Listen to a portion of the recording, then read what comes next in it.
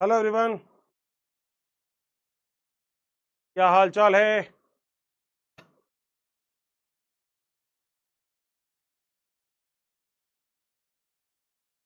Hello दोस्तों, good evening. कैसे हैं आप सब? सब बढ़िया, मजे में, जबरदस्त, जिंदाबाद। आ गए हैं सारे के सारे। Very good evening, very good evening, very good evening. क्या मैं दिखाई दे रहा हूं सभी लोगों को? Good evening, good evening, good evening, good evening, good evening. कैसे हैं? हेलो, नमस्कार नमस्कार नमस्कार नमस्कार नमस्कार। कैसे हैं दोस्तों? बढ़िया, शानदार, जबरदस्त, बहुत बढ़िया। Very good evening everyone. जल्दी से आ जाइए प्लीज, जल्दी से आ जाइएगा। Very good evening. क्या हाल चाल? अच्छा, तुमको याद था, तुम्हें दिल करना है, तुमने पहले से ही 450 कर दिए, तो बेटा 2000 कर दो उसको। बहुत बढ़िया। आज कैसे दोस्तों, आज लगा कि तुम्हारी एक क्लास खाली है, तो मैंने कहा एक क्लास खाली क्यों जाएगी, हम है ना, हम ले लेंगे बेटा क्लास, कोई टेंशन नहीं है, हम तो आ गए इसलिए। बहुत बढ़िया। नमस्ते, कैसे हैं आप सब? बहुत बढ़िया, बहुत बढ़िया, बहुत बढ़िया, सब मस्त, जबरदस्त। क्या बात है, आ जाओ फटाफट से। एक और लेक्चर आज लोग हम चालू करने वाले हैं, और आज चालू करेंगे। बहुत बढ़िया। Very good evening, good evening, good evening. अरे मेरे लाल, अरे मेरी लाल, कर दो ना कुछ कमाल। वो बेटा 617 है, उसको ठोको बेटा, सिर मारो उस पे, उंगली मारो, पत्थर मारो, कुछ भी मारो, मगर 740 है बेटा, 2000 से ऊपर हो जाने चाहिए। अभी के अभी, अभी के अभी कर दो बेटा, कर दो। बहुत बढ़िया, थैंक यू सो मच। बेटा आवाज बेटा कोई भी लो नहीं है, आवाज बिल्कुल सही है। आप थोड़ा सा साउंड को प्लीज थोड़ा सा ठीक करें, आवाज बिल्कुल सही है। तो जल्दी से फटाफट सारे लोग आ जाएं, बिल्कुल जबरदस्त तरीके से। 1129 हो गए बेटा, 2000 पे ठोक दो बेटा, ऐसे ठोक दो 2000। बेटा लाइट आज तो येलो नहीं है यार, आज तो ठीक है लाइट। मैंने उल्टा सही करवाई थी तुम्हारे लिए, 2 लाइट और लग गई अभी यहाँ पे इस वाले स्टूडियो में। तो लाइट मेरे ख्याल से ठीक है, थोड़ी सी ब्राइटनेस बढ़ा दो प्लीज। ओके, जल्दी से आ जाइए प्लीज, जल्दी से आ गए। लव यू दोस्तों, लव यू, बहुत सारा प्यार आप लोगों को। और मेरे ख्याल से लगभग सारे के सारे लोग आ गए होंगे। 1843 कर रहे हैं बेटा, फोड़ दो उसको, फोड़ दो बेटा उसको, फोड़ दो। क्या बात है।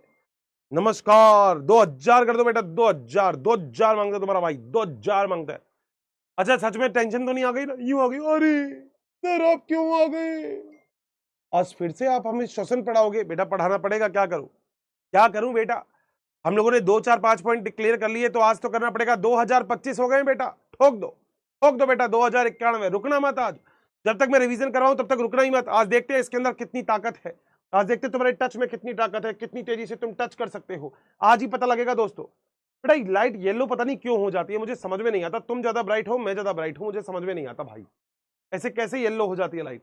जैसे मैंने लाइट की बोल दी थी उनसे, और उन्होंने कहा था नहीं नहीं कोई दिक्कत नहीं हर्षित सर, लाइट बिल्कुल सही है। मगर आज उन्हें लाइट की फोटो भेज देंगे अपन, हम कह देंगे देखो येलो येलो डर्टी फेलो हो रहा है। ओके, चलो भाई, कोई बात।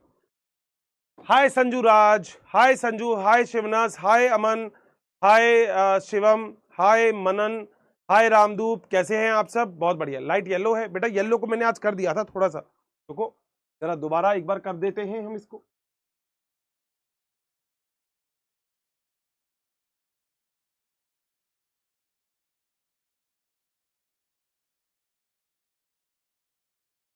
आप बताओ क्या कहते हो, अब हो गया क्या? सही है, देखो जरा।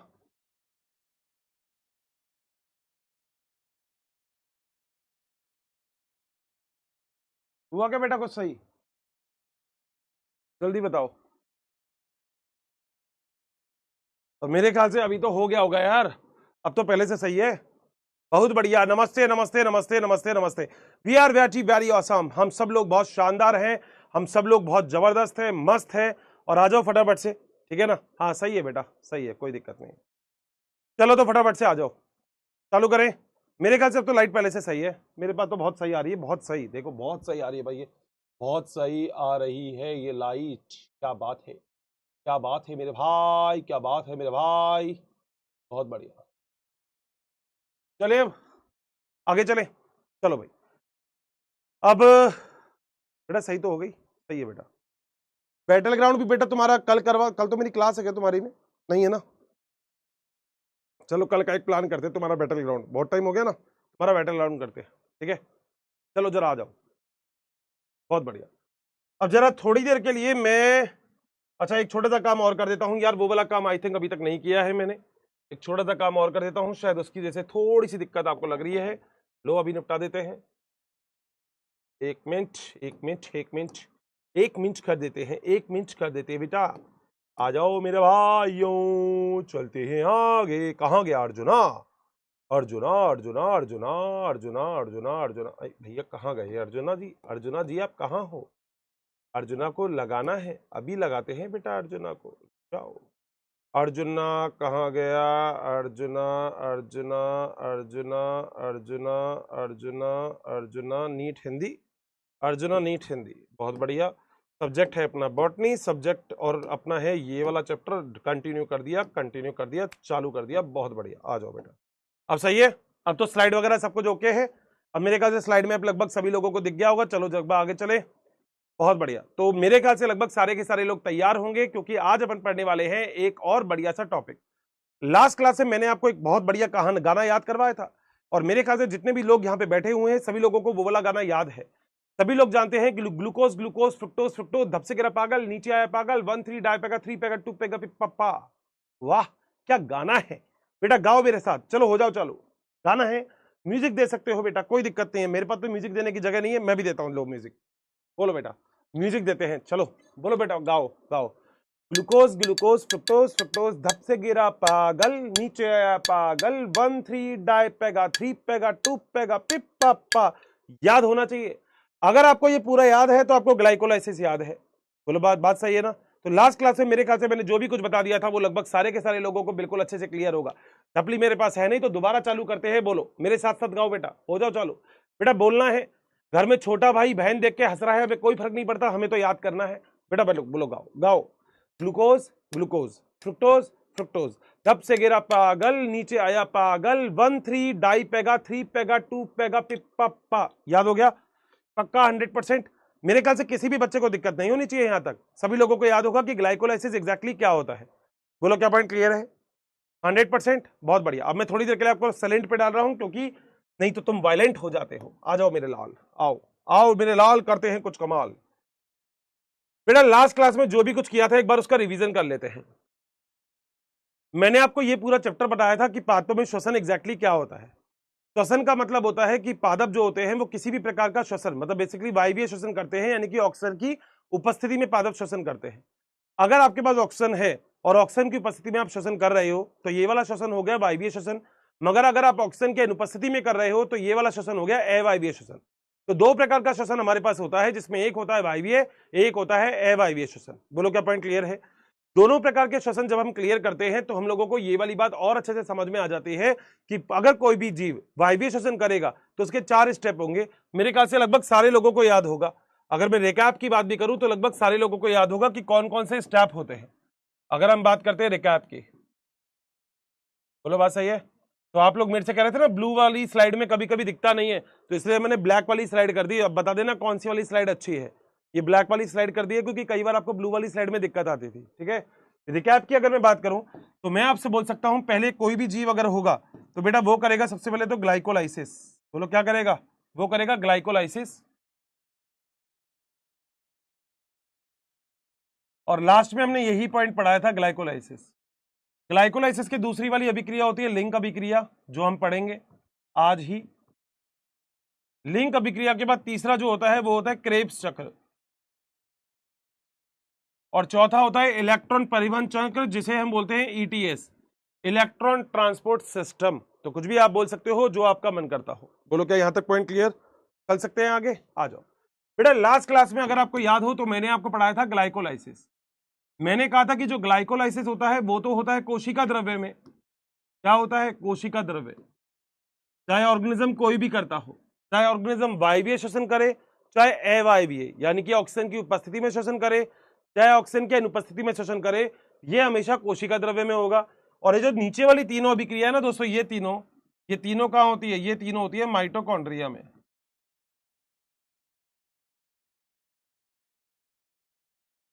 बोलो क्या पॉइंट क्लियर है?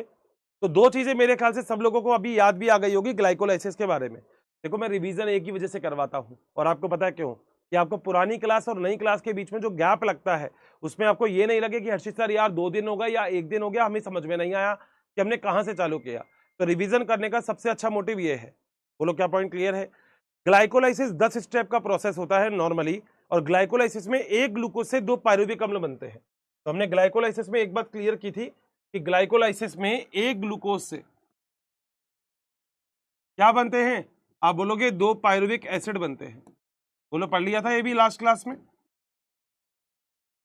दोस्तों आप लोगों को पता है कि ग्लूकोज के अंदर कितने कार्बन होते हैं? 6 कार्बन।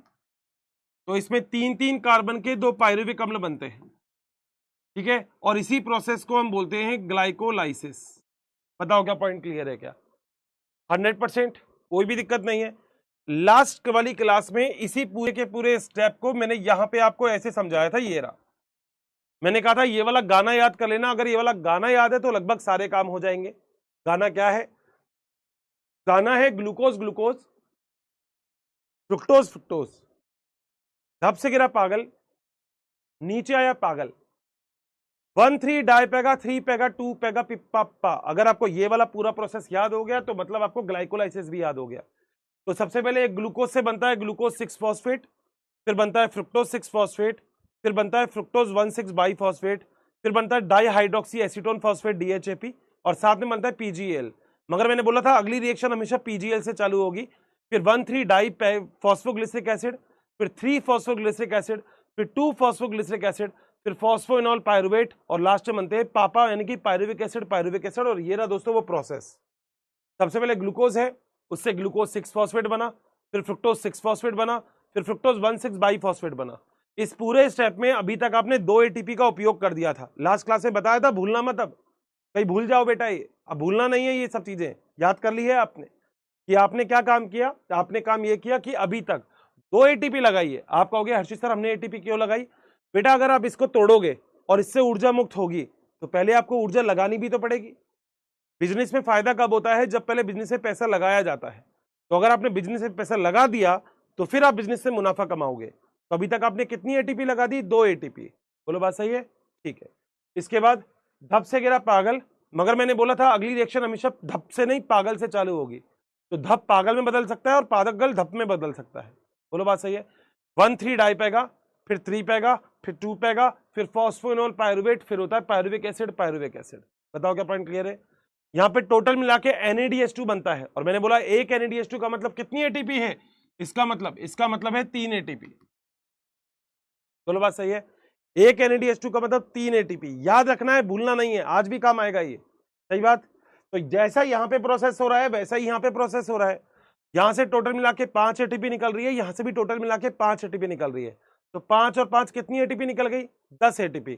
लगाई कितनी ATP थी? 2 ATP। फायदा कितनी ATP का हुआ? ये रहा बेटा, ये रहा बेटा फायदा हुआ हमारे पास कितनी ATP का? 8 ATP का। तो नीट के एग्जाम में कभी भी क्वेश्चन आए कि ग्लाइकोलाइसिस से कितना फायदा हुआ, तो आप लोग याद रखेंगे कि ग्लाइकोलाइसिस जो होता है इससे बोलो कितना फायदा हुआ? आप बोलोगे 8 ATP का फायदा हुआ, प्रॉफिट हो गया। अगर लास्ट क्लास ली होगी तो ही समझ में आएगा। मतलब अभी ये टॉपिक दोस्तों ये वाली बात याद रखना, ये वाला चैप्टर और प्रकाश संश्लेषण जो इसका अगला चैप्टर है, ये दोनों ही चैप्टर ऐसे हैं कि अगर आपने एक भी क्लास मिस कर दी ना, अगर बीच में आपने नहीं लिया आपने एक भी क्लास और आप अगली क्लास में चले गए तो बेटा अब आपको वो पुराना वाली चीज नई वाली चीज समझ में नहीं आएगी। ये वाली बात आपको याद रखनी है। इसलिए मैं आपसे एक बात कह रहा हूं कि मैं जो लास्ट क्लास से पढ़ा रहा हूं वो अगली क्लास से पढ़ के ही आना। देखो आज मेरा क्लास लेने का मतलब क्या था, मतलब मुझे ये लगा कि आप लोग आज खाली रहोगे, उससे अच्छा मैं क्लास ले लूं। This is actually the management, ठीक है। तो मुझे लगा कि आज आपकी मेरे को क्लास ले लेनी चाहिए, क्योंकि मेरे को लगा स्पेयर क्लास तो नहीं होनी चाहिए, ठीक है। हो सकता है फिर जो मेरी वाली क्लास है वो हम मैडम को दे देंगे, कोई दिक्कत नहीं, मगर मैंने कहा तुम खाली नहीं बैठो बस, मतलब टाइम का तुम्हारा नुकसान नहीं होना चाहिए, मैं कोशिश यही करता हूँ, ठीक है। तो ग्लाइकोलाइसिस मेरे ख्याल से लगभग सभी लोगों को क्लियर है। बोलो याद है क्या? ग्लूकोज मेरे साथ साथ बोलो दोस्त, देखो बैठे रहने से काम नहीं चलता। अगर आपको सच में ग्लाइकोलाइसिस नहीं समझ में आया तो कल या आज ही एक बार और भी ये लेक्चर देखना। वैसे भी कल मेरी क्लास है नहीं, तो आप कल भी एक बार और ये लेक्चर देख सकते हो, ये वाला, तो आपको क्लियर हो जाएगा कि ग्लाइकोलाइसिस सच में क्या होता है। बताओ क्या यहां तक पॉइंट क्लियर है क्या? यहां तक किसी भी बच्चे को कोई भी डाउट हो तो फटाफट से बता सकते हैं।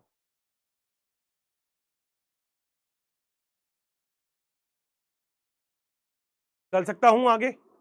पक्का यहां तक क्लियर है ग्लाइकोलाइसिस तक? अब आगे चलते हैं, आ जाओ बेटा, आओ बेटा। देखो ये तो अब मैं आपको कल भी लिख चुका था, ये तो मैं आपको कल भी लिख चुका था कि सीधी एटीपी कितनी बनती है। आप बोलते हो कि सीधी एटीपी 4 एटीपी बनती है। कितनी? 4।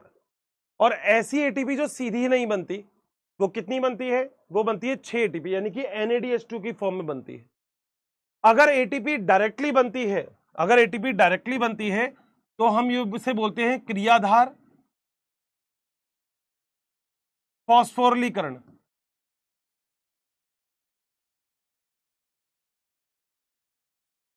बेटा कमेंट वमेंट पे और किसी भी चीज पे ध्यान मत देना, अभी बस यहां पे देखना। क्रियाधार फॉस्फोरिलीकरण का मतलब क्या होता है? क्रियाधार, क्रियाधार वो चीज होती है जिसके ऊपर कार्य किया जाए, उसे हम बोलते हैं क्रियाधार। अब ध्यान से सुनना प्लीज, ध्यान से दिमाग लगा के। ये पूरे ग्लाइकोलाइसिस प्रोसेस में आपको सीधी एटीपी कितनी मिल रही थी? मेरे ख्याल से सभी लोग कहेंगे हर्षित सर हमें सीधी एटीपी केवल और केवल 4 मिल रही थी। और अगर आपको विश्वास नहीं है तो आप यहां पे देख लो, देखो एक एटीपी ये रही, एक एटीपी ये रही, एक एटीपी ये रही और एक एटीपी ये रही।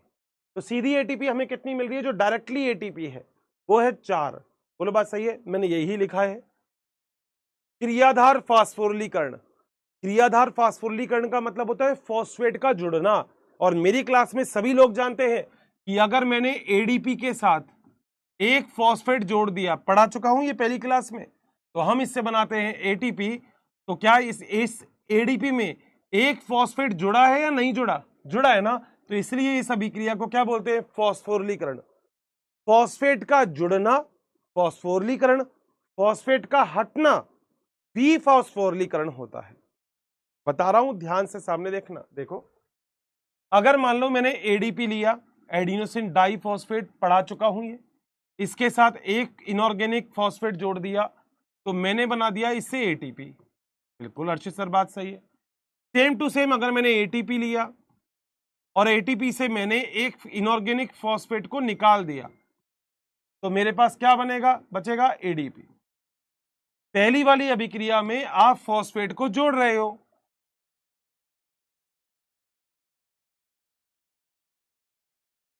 मगर दूसरी वाली अभिक्रिया में फॉस्फेट हट रहा है। ये देखो, ये फॉस्फेट हट गया, ये फॉस्फेट जुड़ गया। बोलो बात सही है?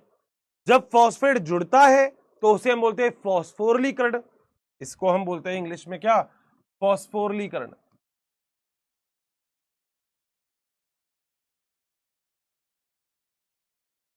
और नीचे वाले को बोलते हैं विफॉस्फोरिलीकरण।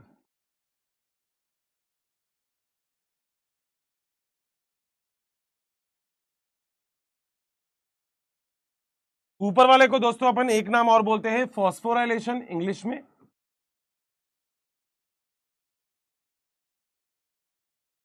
और नीचे वाले को बोलते हैं डीफॉस्फोराइलेशन।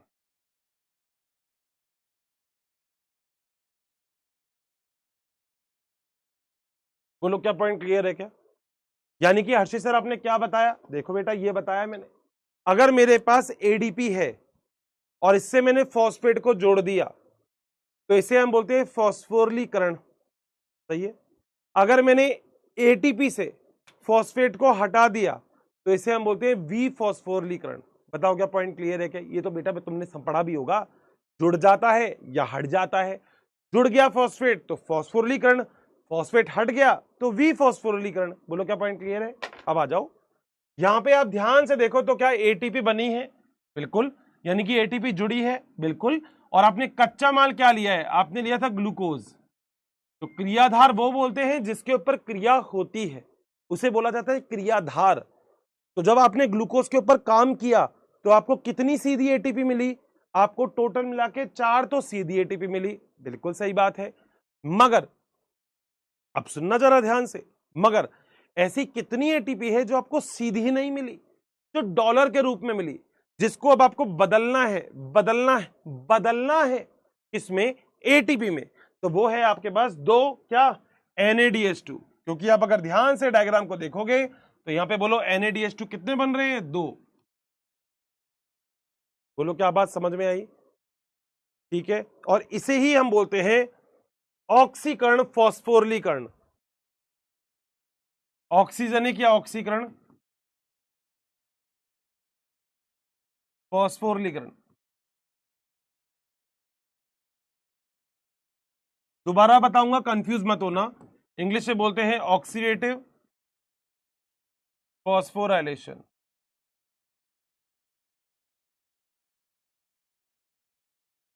समझाऊं वापिस? तैयार हो? नोट तो नहीं करोगे ना अभी मेरे साथ साथ? पक्का ना? प्रॉमिस है ना? अब जरा सामने देखना, नोट कोई नहीं करेगा बिल्कुल भी। सामने देखना, बिल्कुल फोकस करना मैं क्या बोल रहा हूं। देखो यहां पे देखो क्या सभी लोगों को ग्लाइकोलाइसिस का ये वाला फार्मूला याद है? हाँ आशीष सर ये तो याद है। ग्लूकोज ग्लूकोज, फ्रुक्टोज फ्रुक्टोज, रब से गिरा पागल, नीचे आया पागल। 1,3 डाई पैगा, 1,3 पैग रखे थे बेटा टेबल पे। एक पैग खत्म हो गया तो कितने पैग बचे? 3 पैगा। एक पैग और खत्म हो गया तो कितने पैग बचे? 2 पैगा। दोनों पैग पी गया वो पीई फॉस्फोइनोल पायरुवेट, और लास्ट में बच गए 2 पायरुविक एसिड पायरुविक एसिड। बोलो क्या पॉइंट क्लियर है? अब ध्यान से सुनते रहना। देखो एक बार रिवीजन करवा रहा हूं, ध्यान से सुनना है, मगर सारे के सारे बच्चों को ध्यान से सुनो। जब आप ग्लूकोज से फ्रुक्टोज 6 फॉस्फेट बनाते हो तो आप 2 एटीपी का प्रयोग करते हो। एक एटीपी का देखो यहां पे प्रयोग किया, एक एटीपी का यहां पे उपयोग किया, तो आपने 2 एटीपी का उपयोग कर दिया। लागत लग गई आपकी। लागत का मतलब इन्वेस्टमेंट। बिजनेस चालू कर रहे हो तो इन्वेस्टमेंट लग गया। कितनी एटीपी का लग गया? 2 एटीपी का। बोलो बात सही है? मगर मिली कितनी? एक एटीपी ये मिली, एक एटीपी ये मिली। एटीपी का मतलब ऊर्जा, तो देखो 2 ऊर्जा तो ये रही, 3 ऊर्जा और 4 ऊर्जा। 4 तो सीधी ऊर्जा मिल गई। लो 4 तो सीधा एटीपी का निर्माण हो गया। बिल्कुल बात सही है हर्षित सर, 4 तो सीधी ऊर्जा मिल गई। मगर 2 ऊर्जा का रूप ऐसा भी मिला जो सीधी ऊर्जा नहीं है, जो सीधी नहीं है। इसको आपको क्या करना पड़ेगा? एटीपी में बदलना पड़ेगा। बोलो बात समझ में आई है? और यही एटीपी में बदलने वाली चीज को हम ऑक्सीकरण फॉस्फोरिलीकरण कहते हैं। याद है मैंने आपको इलेक्ट्रॉन परिवहन तंत्र लिखवाया, चौथा वाला पॉइंट याद है? ये रहा इलेक्ट्रॉन ट्रांसपोर्ट चेन। वहां पे यही काम होगा, ये एक्सचेंज करने का काम यहीं पे ही होगा। आप यहां पे NADH2 लेके जाएंगे, बदले में आपको 3 एटीपी दे देगी। ये काम यही होगा इलेक्ट्रॉन परिवहन तंत्र में, और होगा भी कहां? माइटोकॉन्ड्रिया में।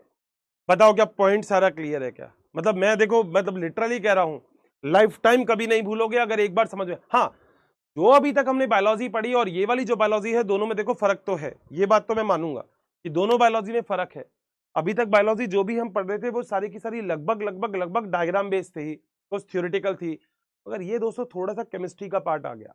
हो सकता है किसी बच्चे को दिक्कत भी आए हल्की सी एक बार में। और दोस्तों मैं तो ये कहूंगा, अगर एक बार दिक्कत भी आती है तो भी दोस्तों कोई दिक्कत नहीं है, टेंशन ना लो। मगर अगर लेक्चर एक बार में नहीं समझ में आया तो उस लेक्चर को प्लीज एक बार दोबारा देखो। फिर नहीं समझ में आया तो लेक्चर को एक बार तिबारा देखो। बट ये वाला काम आपको करना है, लेक्चर को रिवाइज करोगे तो अच्छे से चीजें समझ में आ जाएंगी। बताओ क्या आगे चलूं? पक्का? कोई भी दिक्कत नहीं है यहां तक? श्योर? अब आ जाओ, आज नई चीज चालू करते हैं।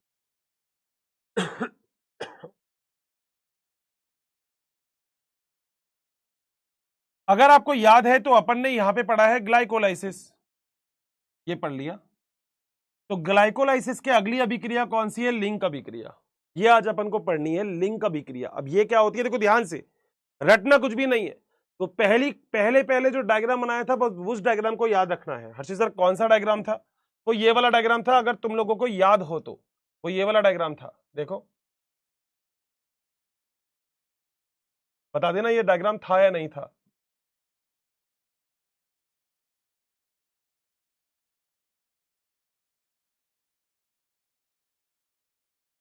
मैंने क्या बोला था? मैंने कहा था सबसे पहले तो है ग्लूकोज।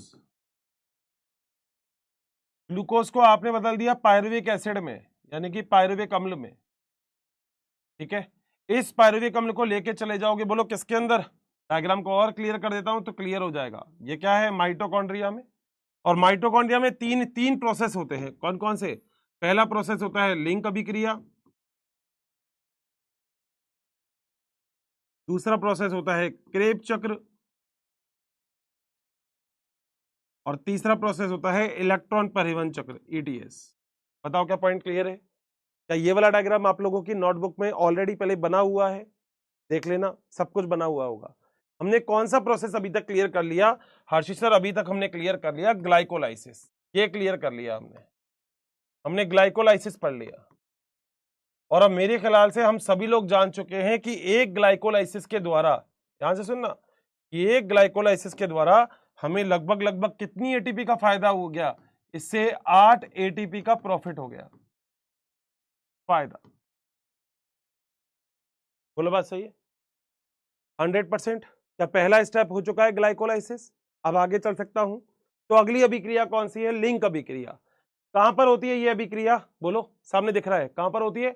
माइटोकॉन्ड्रिया में। बहुत ही बढ़िया, तुम्हें तो आता ही है, कोई टेंशन ही नहीं है। आ जाओ जरा, इसको लिखते हैं। देखो अगली अभिक्रिया, बोलो कौन सी अभिक्रिया है? लिंक अभिक्रिया।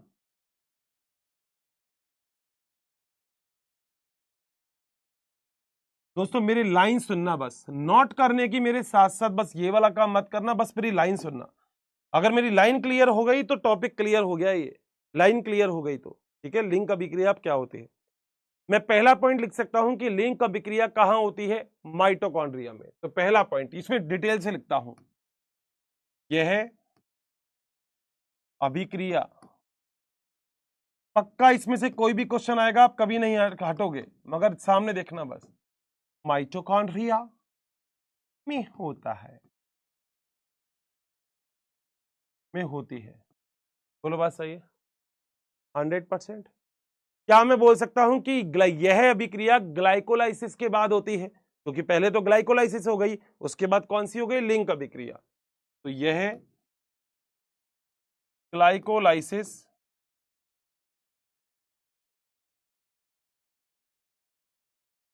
के बाद होने वाली अभिक्रिया है।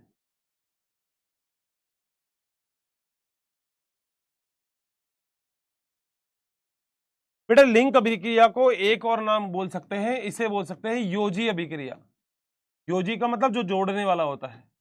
तो इसे लिंक अभिक्रिया बोलो, चाहे योजी अभिक्रिया बोलो, जो आपका मन करे वो बोल दो। बोलो क्या अगले पॉइंट पे चलूं? कोई दिक्कत नहीं है ना? ध्यान से सुनना, देखो सारा काम बस तुम्हारे ध्यान का ही है। जहां दिक्कत आए वहां मेरे को एक बार बोल देना हर्षित सर यार ये क्या हो गया, बस वहां पे बोलना पड़ेगा एक बार। मगर देखो अब जरा अगले स्टेप पे चलते हैं। क्या मैं बोल सकता हूं लिंक अभिक्रिया? देखो यहां पे देखो, ग्लाइकोलाइसिस हो गया, अगली अभिक्रिया कौन सी है? लिंक अभिक्रिया। क्या मैं बोल सकता हूं लिंक अभिक्रिया में पायरुविक अम्ल से शुरुआत होती है लिंक अभिक्रिया की? क्योंकि रीजन आपको पता है, माइटोकॉन्ड्रिया में तीन प्रोसेस है, लिंक अभिक्रिया, क्रेब चक्र और इलेक्ट्रॉन परिवहन चक्र। ये तो दोस्तों अलग है, ये तो मैं बाद में पढ़ाऊंगा, छोड़ो इसको, तो इसको तो छोड़ दो। मगर माइटोकॉन्ड्रिया में दो प्रोसेस सबसे इंपॉर्टेंट हो गए। कौन कौन से? पहला हो गया ग्लाइकोलाइसिस, सॉरी कोशिका में पहला हो गया ग्लाइकोलाइसिस, दूसरा हो गया लिंक अभिक्रिया, तीसरा हो गया क्रेब चक्र। अब हर्षित सर ये लिंक अभिक्रिया है क्या? ध्यान से सुनना, आगे का कोई भी नहीं, सुनो। ये है ग्लाइकोलाइसिस, ठीक है, ये है क्रेब चक्र, ठीक है, ग्लाइकोलाइसिस, क्रेब चक्र, ग्लाइकोलाइसिस, क्रेब चक्र। मगर ग्लाइकोलाइसिस और क्रेब चक्र इन दोनों को आपस में जोड़ने का काम कौन कर रहा है? लिंक अभिक्रिया। बोलो क्या पॉइंट समझ में आ गया? क्या क्यों कर रहा है मैं बताऊंगा अभी, मगर मेरी बात समझ में आ गई क्या?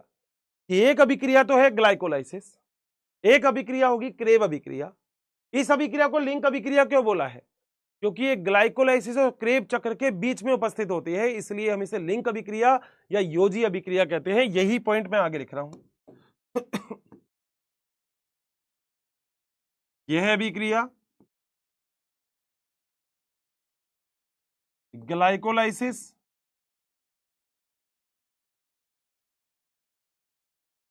व क्रेब चक्र को आपस में जोड़ती है।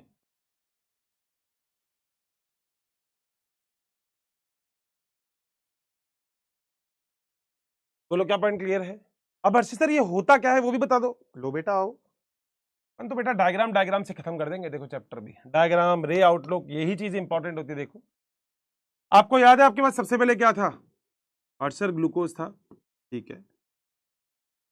ग्लूकोज से क्या बना? हर्षित सर पायरुवेक अम्ल बने।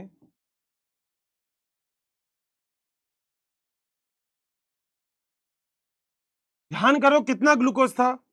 एक ग्लूकोज था। कितने कार्बन थे? 6 कार्बन थे। बोलो बात सही है। कितने पायरुवेक अम्ल बने? 2 पायरुवेक अम्ल बने। कितने कितने कार्बन के? 3 कार्बन के। बोलो क्या यही प्रोसेस था क्या पहला? इसी प्रोसेस को हम क्या बोलते हैं? This process is called as a glycolysis. पहला काम तो हो गया।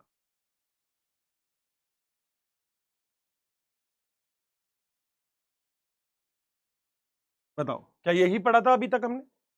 हमने ये पढ़ा है क्या कि इस पूरे के पूरे प्रोसेस से, ध्यान से सुनना, रटना मत, क्या हमने यही पढ़ा था कि इस पूरे के पूरे प्रोसेस से हमें 8 एटीपी का फायदा होता है?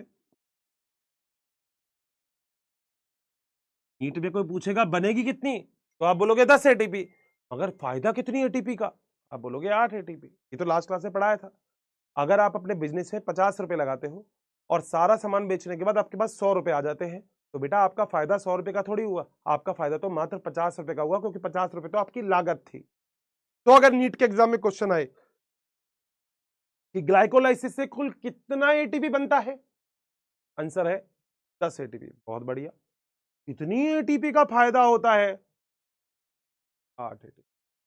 सारे गोलगप्पे बेचने के बाद जब गोलगप्पे वाला घर गया तो गोलगप्पे वाले के घर वालों ने पूछा कितने रुपए के गोलगप्पे बिके, तो वो फायदा नहीं बताएगा, वो कहेगा 500 रुपए के। मगर बेटा मान लो उसकी लागत 200 रुपए हुई, तो घर वाले पूछेंगे कितने रुपए कमाए, तो वो कहेगा 500 में से 200 माइनस कर दो, मैंने 300 रुपए कमाए। यही तो होता है नॉर्मली, तो यही होता है। बाकी लास्ट क्लास में मैंने बोला था, मगर कुछ बच्चे तो अजीबोगरीब हैं, मगर शायद आपको मेरी बात समझ में आ गई होगी। बोलो बात सही है। यही पायरुवेक अम्ल आगे जिस अभिक्रिया के अंदर जाता है, उसी अभिक्रिया को हम बोलते हैं लिंक अभिक्रिया। बता देना क्या पॉइंट क्लियर है क्या? और इसी लिंक अभिक्रिया के द्वारा ये पायरुवेक अम्ल को आप बदलते हो एसिटाइल को एंजाइम ए में। एक नया नाम, एसिटाइल को एंजाइम ए। नीचे इंग्लिश में भी लिख देता हूं।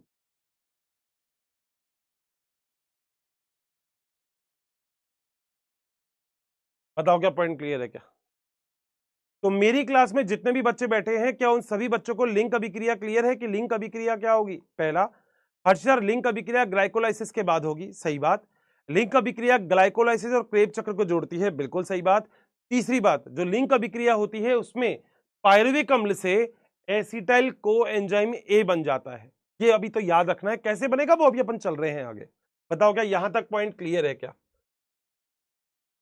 अगर यहां तक पॉइंट क्लियर है तो फटाफट से बता दो, ये रहा तुम्हारा पोल। जल्दी बता दो मुझे क्या पॉइंट क्लियर है क्या?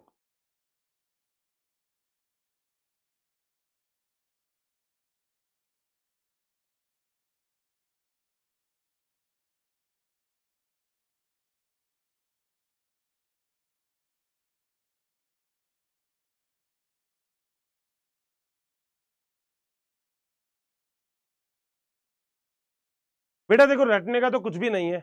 अब रटने की अगर जरूरत होती तो मैं आपसे बोल ही देता कि बेटा रट लो, मगर रटना कुछ भी नहीं है। बताओ क्या पॉइंट क्लियर है क्या? अच्छा, माइटोकॉन्ड्रिया में भी कहां पे? माइटोकॉन्ड्रिया में भी हो गया। माइटोकॉन्ड्रिया की अधात्री, जानते हो क्या अधात्री क्या होती है? याद होगा।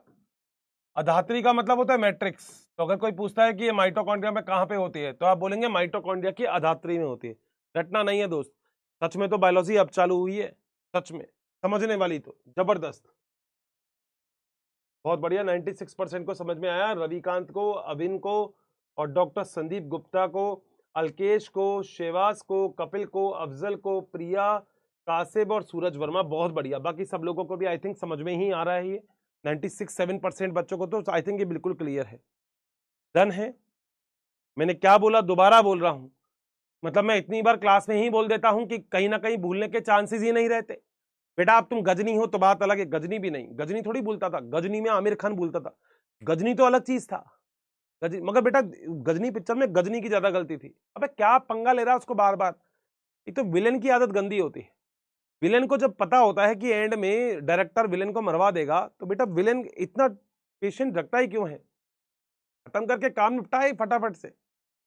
तब हीरो को छोड़ दिया उसको, जा तू तड़प तेरी महबूबा के लिए। बेटा तड़पेगा नहीं वो, ऐसी तैसी कर देगा, और कर दी बेटा ऐसी तैसी बाद में पिक्चर में, तो तुमने देखा ही था। फिर पिक्चर ही नहीं बनती, वो वाली भी एक बात सही थी, मगर चीजें गलत है।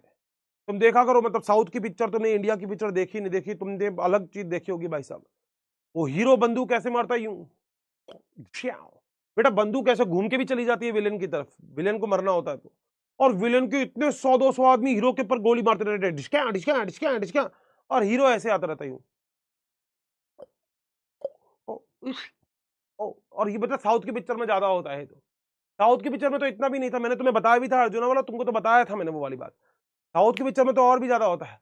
ये बंदूक आ रही है बेटा, बंदूक, दिस इज द बुलेट, बंदूक नहीं आती बेटा, बुलेट आती है, ये बंदूक की गोली आ रही है, ये हीरो ने देख लिया यूं, हीरो कहेगा, और ये बेटा घूम के ऐसे चली जाती वापस। तुमने भी शायद देखा होगा ये वाला रील, बस सेम है। अब मेरी क्लास में कुछ तो ऐसे ही है, कबूतर उड़ते रहते हैं यूं, क्या मैं उड़ूंगा मैं उड़ूंगा, बेटा काहे उड़ रहे हो तुम, तुम्हें आसानी से चीजें समझा रहा हूं, मगर नहीं नहीं हर्षित सर, जैसे पता है मेरे को, मैं तुमको लिटरली बताता हूँ, तुम्हें पता है भाई सारे बच्चे तो कैसे हैं, बताऊं क्या, मतलब तुम बता देना कि क्या किया जाए, मुझे बता देना कमेंट बॉक्स में हर्षित सर इनका क्या किया जाए।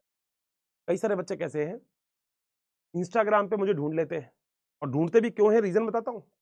इंस्टाग्राम पे ढूंढने के बाद वहां पे मैसेज लिखते हैं, हर्षित सर मैं ब्लॉक हो गया, मेरा नाम अविन था मगर अविना की जगह अविन को ब्लॉक कर दिया गया, हर्षित सर मैं क्या करूं। बेटा क्या करूं, क्या मैंने थोड़ी किया है ब्लॉक, मैं क्या करूं। बेटा हेल्प डेस्क पे लिखा करो, मैं कुछ नहीं कर सकता ब्लॉक कर अनब्लॉक करने के लिए, ठीक है। हाँ मैं कुछ नहीं कर सकता, मैं क्या करेगा, तुम ही करोगे जो भी कुछ करना है, पहली बात। दूसरा कुछ वहां पे पता क्या कहते हैं, एक लड़के का जवाब, क्वेश्चन सुनना जरा। हाँ सर मैंने मॉड्यूल्स वगैरह सब कुछ कर लिए थे, बट एक्चुअली थोड़ी सी दिक्कत हो गई। मैंने कहा क्या हो गया सर, मॉड्यूल्स में आप एक्चुअली 85 to 90% क्वेश्चन तो हो गए, बट सर मेरे से 10% क्वेश्चन मॉड्यूल के नहीं हुए, सर मैं बहुत टेंशन में हूं, मैं क्या करूं। अबे 90% तो हो गए, बहुत है बेटा। मॉड्यूल में जो क्वेश्चन है वो मॉड्यूल की थ्योरी के हैं, और मॉड्यूल में जो थ्योरी है वो एनसीईआरटी से ज्यादा है। अगर आपको और हायर लेवल के कभी एग्जाम्स की तैयारी करनी पड़े तो आप मॉड्यूल के आलतू फालतू चीज जो दे रखी है वो पढ़ लेना, मगर अभी तो उतना पढ़ लो जिसके अंदर नीट का एग्जाम आने वाला है। हाँ सीधी सी बात, 10 साल बाद नीट का एग्जाम क्लियर करना है, 5 साल बाद, तो सारी चीज पढ़ो। मगर मेरे ख्याल से वो पढ़ना ज्यादा इंपॉर्टेंट है जो एनसीईआरटी में है, और वो पढ़ना ज्यादा इंपॉर्टेंट है जो नीट के अंदर आएगा। मेरी बात खोपड़ी में जा रही है, मगर नहीं, वहां नहीं जाती। मैं बेटा अगली बार स्क्रीनशॉट ही लगाया करूंगा। और सर मैं क्या करूं, मैंने कहा क्या हो गया, मुझसे 10% क्वेश्चन नहीं हो रहे। मैंने तो बेटा नीचे पूछना नहीं पड़ा, नहीं तो पूछ लेता बेटा फिजिक्स में कितने हो रहे हैं, केमिस्ट्री में कितने हो रहे हैं, ये बता तू पहले कितने हो रहे हैं वहां। मतलब मेरे ख्याल से उससे तो ज्यादा ही होगा मेरा, 90% तक तो तुम झेल ही रहे हो, बस हो गया काम। पता नहीं क्या है, क्यों करते हो आलतू फालतू, नहीं करना है। बोलो क्या ये वाला पॉइंट क्लियर है। चले आगे।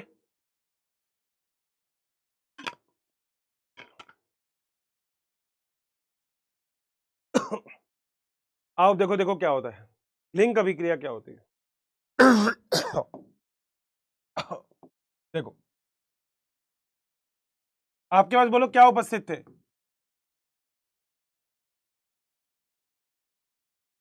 पायरुविक अम्ल। बोलो था आपके पास, नहीं थे, ध्यान से सुनना बेटा, इधर उधर ध्यान नहीं देना है, सामने देखना है। आपके पास बोलो क्या उपस्थित थे, पायरुविक अम्ल, ठीक है। कितने अणु थे पायरुविक अम्ल के, 2 अणु थे। जिस जिसको दिक्कत है ध्यान से सुनना, एक ग्लूकोज से कितने पायरुविक अम्ल बने थे, 2। एक ग्लूकोज से कितने पायरुविक अम्ल बने थे, 2। तो आपके पास कितने पायरुविक अम्ल थे, 2 पायरुविक अम्ल थे। लिंक अभिक्रिया बता रहा हूं मैं क्या होती है, ठीक है। आ जाओ, 2 पायरुविक अम्ल थे, एक पायरुविक अम्ल में कितने कार्बन, 3 कार्बन। तो 2 पायरुविक अम्ल में कितने कार्बन, 6 कार्बन। सर बिल्कुल सर, यहां तक बात बिल्कुल हमको क्लियर हो गई। आगे चलते हैं बेटा। इस पायरुविक अम्ल के साथ एक चीज अभिक्रिया करती है जिसे हम बोलते हैं को एंजाइम ए, पूरी की पूरी लिंक अभिक्रिया ऐसी बता दूंगा, को एंजाइम ए, बोलो बात सही। और इस को एंजाइम ए के साथ एक और चीज अभिक्रिया करती है जिसे हम बोलते हैं एनएडी, निकोटियानामाइड एडिनिन डाइन्यूक्लियोटाइड। ये 3 चीजें हैं, ये तो हमें ग्लाइकोलाइसिस से मिली है, 2 चीज माइटोकॉन्ड्रिया में इससे और मिल जाती है। कौन कौन सी? ये और ये मिल गई, आ जाओ, कोई टेंशन ही नहीं है। अब लोगे तो बहुत सारी है, मगर नहीं लोगे तो देखो एक भी टेंशन नहीं आएगी। बोलो क्या यहां तक हो गया? ठीक। अब इसके बाद आ जाओ कि रिएक्शन क्या होती है। एरो बना दूं? ये रहा बेटा एरो, ठीक ठीक है सर। क्या बनेगा वो तो आपको पता ही है, एक तो बनेगा एसिटाइल कोएंजाइम में, देखो ये बन रहा है एसिटाइल कोएंजाइम में, यही बन रहा है ना लिंक अभिक्रिया के द्वारा, तो लिख रहा हूं मैं यहां पे एसिटाइल कोएंजाइम में।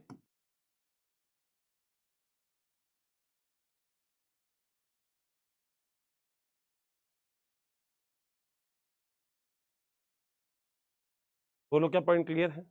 बता देना कहीं कोई दिक्कत हो तो, कोई भी कैसी भी अगर लगता है कि दिक्कत है अर्षित सर ये वाली बात नहीं समझ में आई आपकी, तो बोल देना। सही है।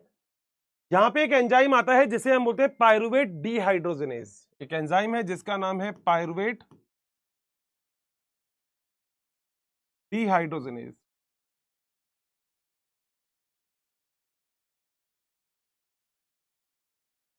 ये एक एंजाइम है, यानी कि पायरुविक अम्ल, कोएंजाइम है एनएडी, एसिटाइल कोएंजाइम है और पायरुवेट डिहाइड्रोजिनेज। बताओ क्या यहां तक कोई भी डाउट है क्या? यहां तक कोई दिक्कत है ऐसी? कोई भी मैंने पॉइंट लिख दिया जो दिक्कत है तो फटाफट से बताओ।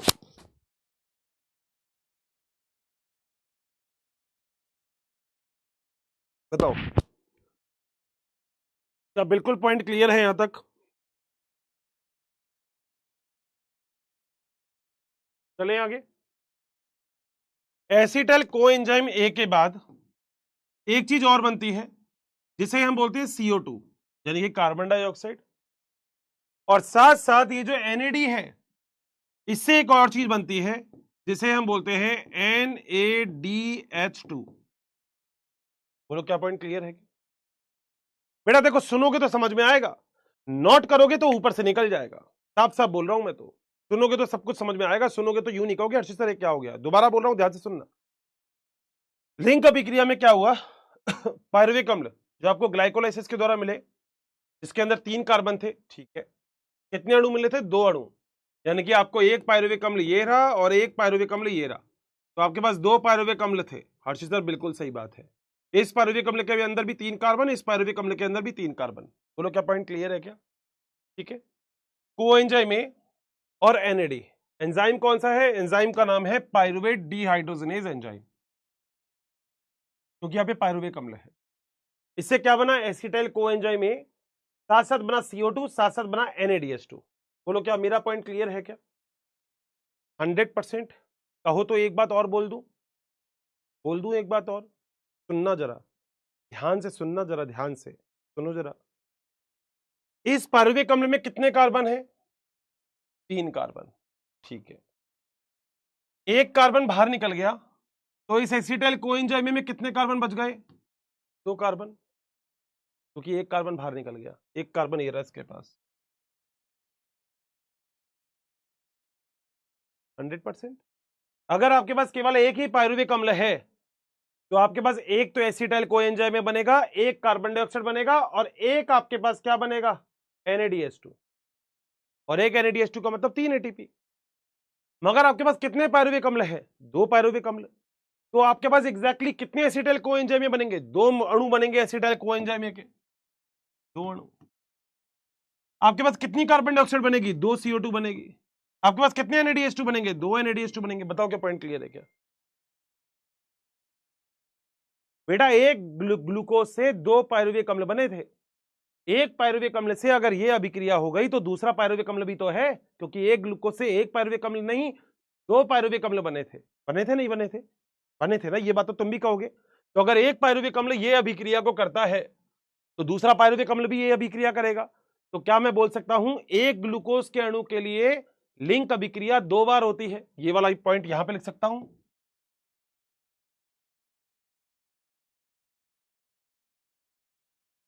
एक ग्लूकोज अणु के लिए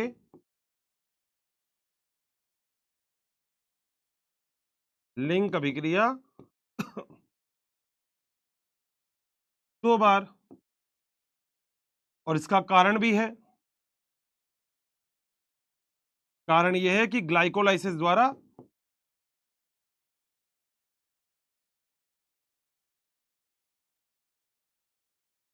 दो पायरुविक अम्ल का निर्माण।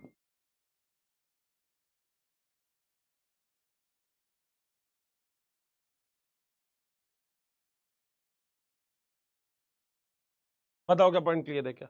बेटा देखो, खोपड़ी में बेटा, अगर सच में खोपड़ी है ना, अगर जिस बच्चे को लग रहा हो हर्षित सर मेरे तो ऊपर से जा रही है, क्या करो बेटा, ऊपर बैठ जाओ। ऊपर मतलब ऐसा नहीं है कि छत पे बैठ जाओ, ऊपर मतलब टेबल के ऊपर बैठ जाओ। जैसे होता है ना, कई बार मैं ऐसे बोल रहा हूँ, तुम यहाँ बैठे हो तो हो सकता है तुम्हारे ऊपर से बात चल रही हो, खड़े होके पढ़ो, फिर खड़े हो जाओ। हाँ, अब खड़े हो जाओगे तो नहीं जाएगी बात ऊपर से, ऐसे रखो मेरे को, मोबाइल को यहाँ, मैं यहाँ, तो बेटा कोई भी चीज ऊपर से नहीं जाएगी। अगर तुम ऐसे बैठ गए तो चीजें ऊपर से चली जाएगी, तो ऊपर से नहीं जाएगी तुम्हारे कोई भी, ठीक है। सामने रखो मोबाइल। मैं मजाक कर रहा हूँ, उससे कोई फर्क नहीं पड़ता। मैं खड़े हो गया, तू खड़ा भी हो गया, ए तेरी की, ए बे तेरी तो। बताओ क्या यहां तक पॉइंट क्लियर है?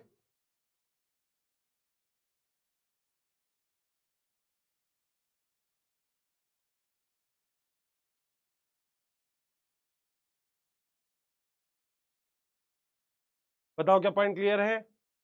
100%? कोई दिक्कत तो नहीं है ना? बिल्कुल, मतलब मेरी बात बिल्कुल क्लियर होनी चाहिए। मैं साइड में हो रहा हूं, दोबारा 2 बात बोल रहा हूं, बात सुन लेना। एक ग्लाइकोलाइसिस के दौरान 2 पायरुविक अम्ल बनते हैं। अगर एक पायरुविक अम्ल से ये वाली अभिक्रिया एक बार हुई तो 2 पायरुविक अम्ल से ये वाली अभिक्रिया 2 बार होगी। सही बात है? सही है। अगर एक पायरुविक अम्ल से एक एसिटाइल कोएंजाइम में बना तो 2 पायरुविक अम्ल से 2 एसिटाइल कोएंजाइम में बनेंगे। सही बात है। अगर एक पायरुविक अम्ल से एक CO2 बना तो 2 पायरुविक अम्ल से 2 CO2 बनेंगे। सही बात है। अगर एक पायरुविक अम्ल से एक NADH2 बना तो 2 पायरुविक अम्ल से 2 NADH2 बनेंगे। बात तो ये भी सही है। बताओ क्या पॉइंट क्लियर है क्या? जल्दी से।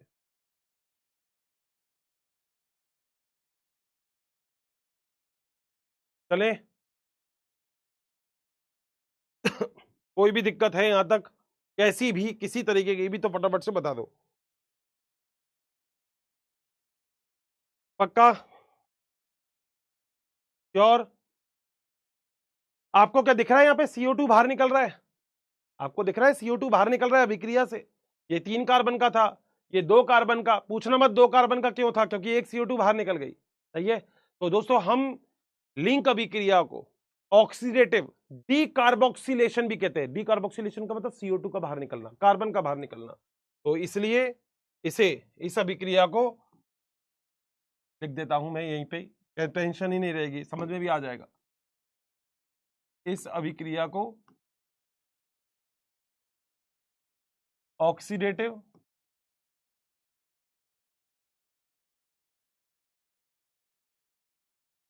डीकार्बोक्सिलेशन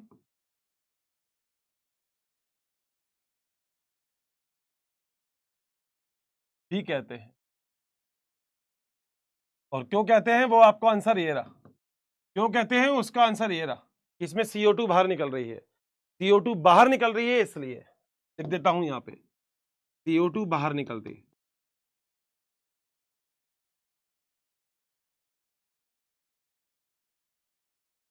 चैट बॉक्स ऑन कर रहा हूं, बता दो क्या पॉइंट क्लियर है क्या? बेटा इससे आसान से देखो और कोई नहीं समझा सकता, मतलब मुझे तो ऐसा लगता है, मतलब शायद जितनी आसानी से मैंने तुम्हें समझाया इतनी आसानी से। अब देखो, तुम यूं कहते हो डाउट डाउट डाउट, अब तुम तो फालतू के डाउट लेते हो कई बार। अब मैं डाउट देखूंगा ना, उसमें देखना अनाप शनाप चीजें और बोल रखी होंगी, पता नहीं क्यों करते हो। मैं जितना पढ़ा रहा हूं उससे बाहर नीट के एग्जाम में एक क्वेश्चन नहीं आएगा, नहीं आएगा, नहीं आएगा, मतलब नहीं आएगा। फिर क्यों पढ़ते हो आलतू फालतू? नमस्ते भाई, नमस्ते। समझ में आ रहा है ना? बेटा वॉइस स्लो नहीं है, पूरा पूरा बोल रहा हूँ। आज तो तुमने देखा नहीं क्या, नया माइक लगाया मैंने, देखो नया माइक लगाओ भाई साहब, नया माइक ये लो, और ऊपर लगा लू, बहुत बढ़िया, अति उत्तम, जबरदस्त, जिंदाबाद, शानदार। क्या कहते हो पब्लिक, बढ़िया ना? वाओ, वाओ बेटा, वाओ वाओ वाओ वाओ, याद हो जाना चाहिए बेटा। देखो कल भी हमने एक गाना याद किया था बेटा, आज भी अपन एक गाना करेंगे बेटा। गाने में गाना, गाने में गाना, और गाने ही गाने याद करेंगे अपन को। अपने पास तो बेटा काम क्या है, ऐसे ही निकाल देंगे बायोलॉजी अब बच्ची कुची।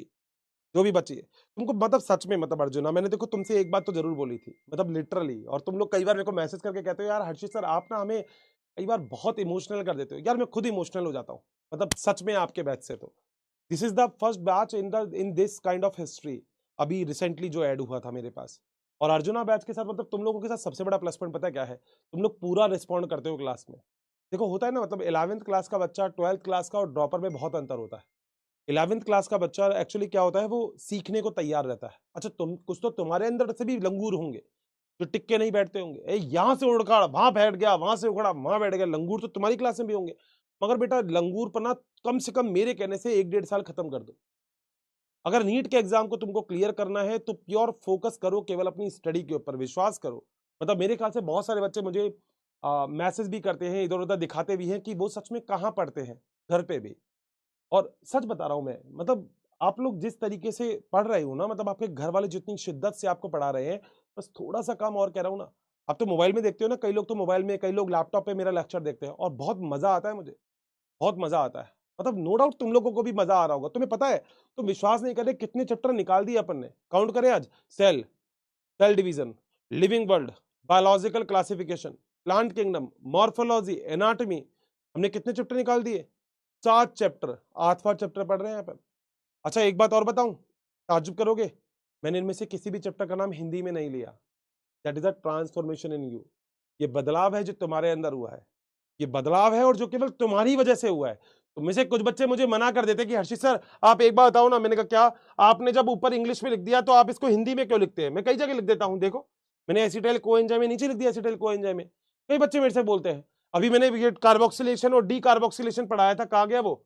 अभी भी लिखवाया था ना, कार्बोक्सिलेशन और डी कार्बोक्सिलेशन, ये रहा, ये लो ये। अब कई बच्चे मुझसे कहेंगे हर्षित सर आप हिंदी में पढ़ाते हो फिर आप नीचे इंग्लिश क्यों लिख देते हो? बेटा तुम्हें नहीं पता ना मैं क्यों लिख देता हूँ, क्योंकि मुझे सच में पता है कि हिंदी मीडियम वाले बच्चों के साथ बाजार में फिर बाहर में क्या होता है। तो ये बोला जाता है कि तू हिंदी मीडियम का है, तेरे को ये भी नहीं पता इंग्लिश में से क्या बोलते हैं।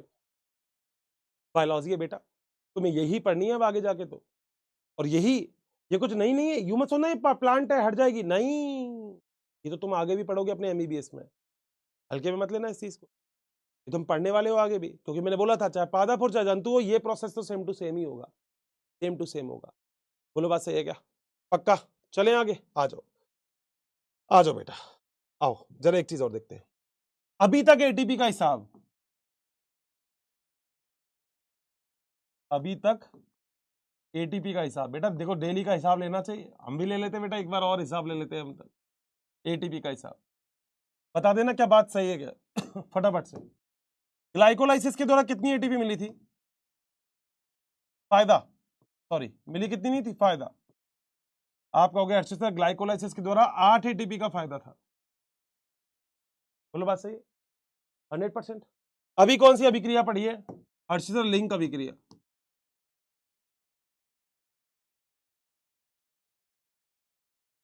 लिंक अभिक्रिया अगर आप ध्यान से देखोगे तो बताओ कितने NADH2 बने लिंक अभिक्रिया में? एक पायरुविक अम्ल से एक NADH2, तो दूसरे पायरुविक अम्ल से 2 NADH2, तो कितने NADH2 बनेंगे? 2 NADH2, 2 NADH2। अब कमेंट बॉक्स तुम्हारा ओपन कर रहा हूं, फटाफट से मतलब मुझे बता दो कि जो 2 NADH2 इसको किससे मल्टीप्लाई करूं, 2 को किससे मल्टीप्लाई करूं, ये बताओ, किससे गुणा करूं? एक NADH2 का मतलब कितनी एटीपी है बताओ? कमेंट बॉक्स ओपन है तुम्हारा। एक NADH2 का मतलब कितनी एटीपी? एक NADH2 का मतलब कितनी एटीपी? मैं ये जो क्वेश्चन पूछ रहा हूं उसका आंसर बताओ। एक NADH2 का मतलब कितनी एटीपी? लास्ट क्लास में पढ़ा चुका हूं। हाँ 3 एटीपी। तो 2 NADH2 का मतलब कितनी एटीपी?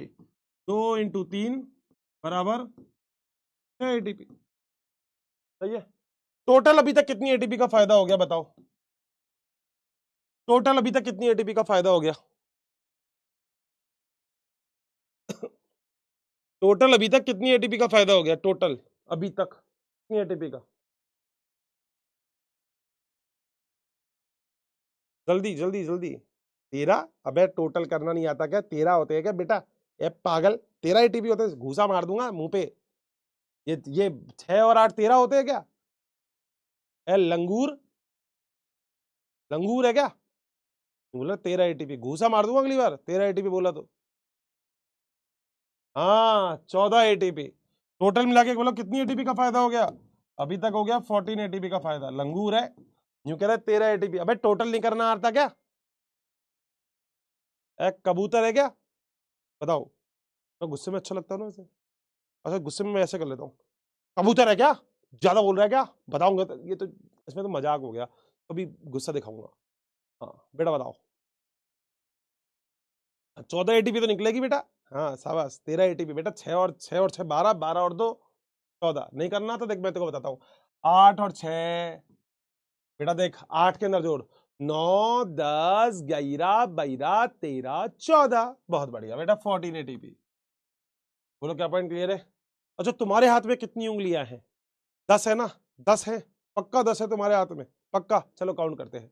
1 2 3 4 5 6 7 8 9 10। वाह तुम्हें तो पता है। अच्छा यूं मत कहना अर्शी सर दो तो अंगूठे हैं, ये बच्चों वाला है।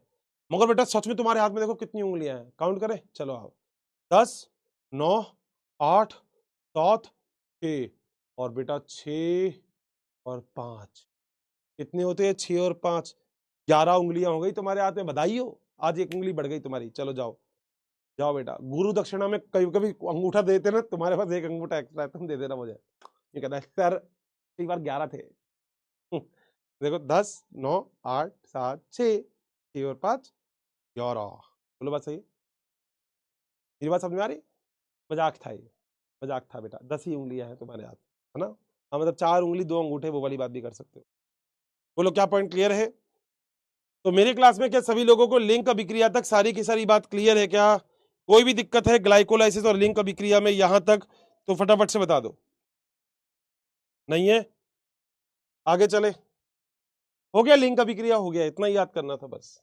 चलो आ जाओ भाई। हर्षित सर सच में आज वाला हो गया काम? अरे बेटा हमने बोलो ग्लाइकोलाइसिस पढ़ लिया, ग्लाइकोलाइसिस पढ़ लिया, हाँ भाई हाँ। हमने लिंक अभिक्रिया पढ़ ली, हाँ भाई हाँ। अब हम क्या पढ़ेंगे बोलो? तीसरा क्रेब्स चक्र। अब क्या पढ़ेंगे? क्रेब्स चक्र, क्रेब्स चक्र, क्रेब्स चक्र। आ जाओ बेटा।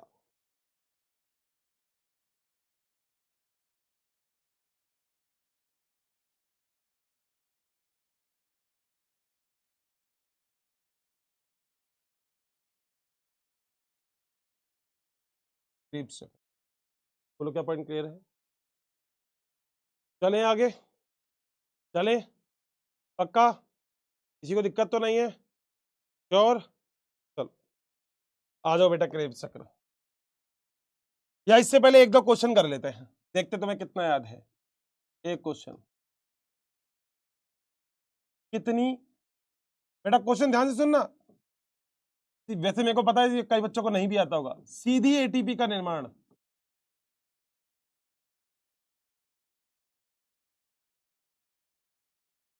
ग्लाइकोलाइसिस में, तुम डायग्राम देख सकते हो, आज ही पढ़ा है मैंने। सीधी एटीपी, NADPH2 की बात नहीं कर रहा। कितनी सीधी एटीपी बनेगी ग्लाइकोलाइसिस में?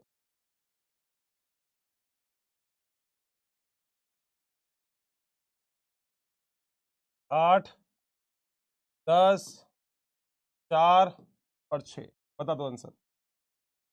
दिमाग ग्लाइकोलाइसिस पूछा है नालायको, ग्लाइकोलाइसिस गलत मत कर देना। जल्दी बताओ कितनी सीडी एटीपी का निर्माण होता है ग्लाइकोलाइसिस में?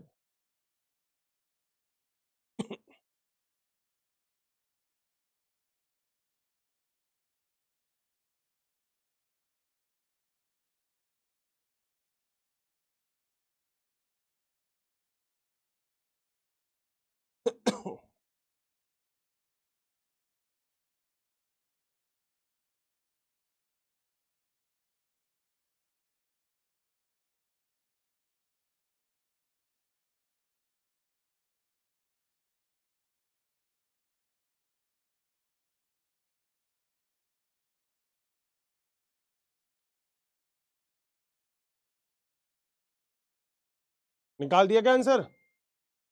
निकाल दिया। सीधी एटीपी पूछी है मैंने, सीधी एटीपी।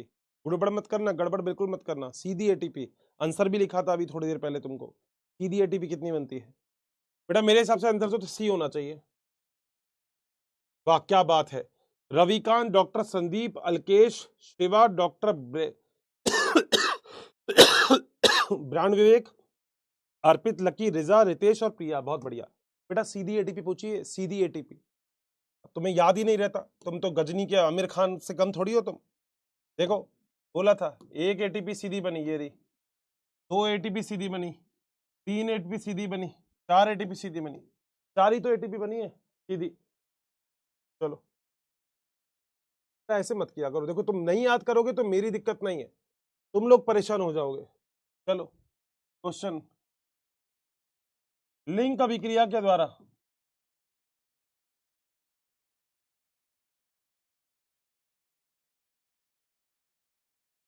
कितनी एटीपी? वैसे तो सीधी एटीपी नहीं बनती, मगर टोटल कितनी ऊर्जा बन रही है, लो टोटल कितनी ऊर्जा, ये अब सही है। क्योंकि सीधी एजी वो तो बनती ही नहीं है एटीपी। ए, बी, सी और डी, 4, 6, 8 और 10, बता दो लिंक अभिक्रिया के द्वारा।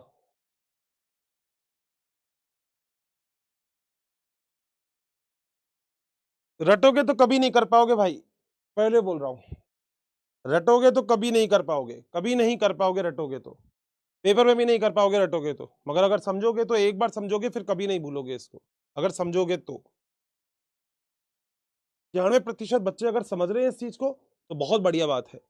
बाकी मैं चाहूंगा 97% जो बच्चे समझ रहे हैं, 96-97%, बाकी भी समझो यार, इतना कोई मुश्किल है ही नहीं। मैंने पहले भी बोला इतना कोई मुश्किल है ही नहीं, थोड़ा सा समझो तो सारी बात क्लियर हो जाएगी।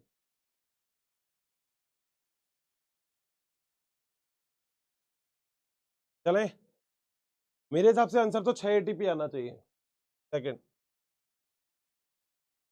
65% का सही है, नेहा का सही है, गड़िया का सही है, शकुला का सही है, शुक्ला शुक्ला का सही है, डॉक्टर संदीप का, रेहान का, मिस्टर एमके का, सुधाना का, संदीप का, चौहान का, लकी का।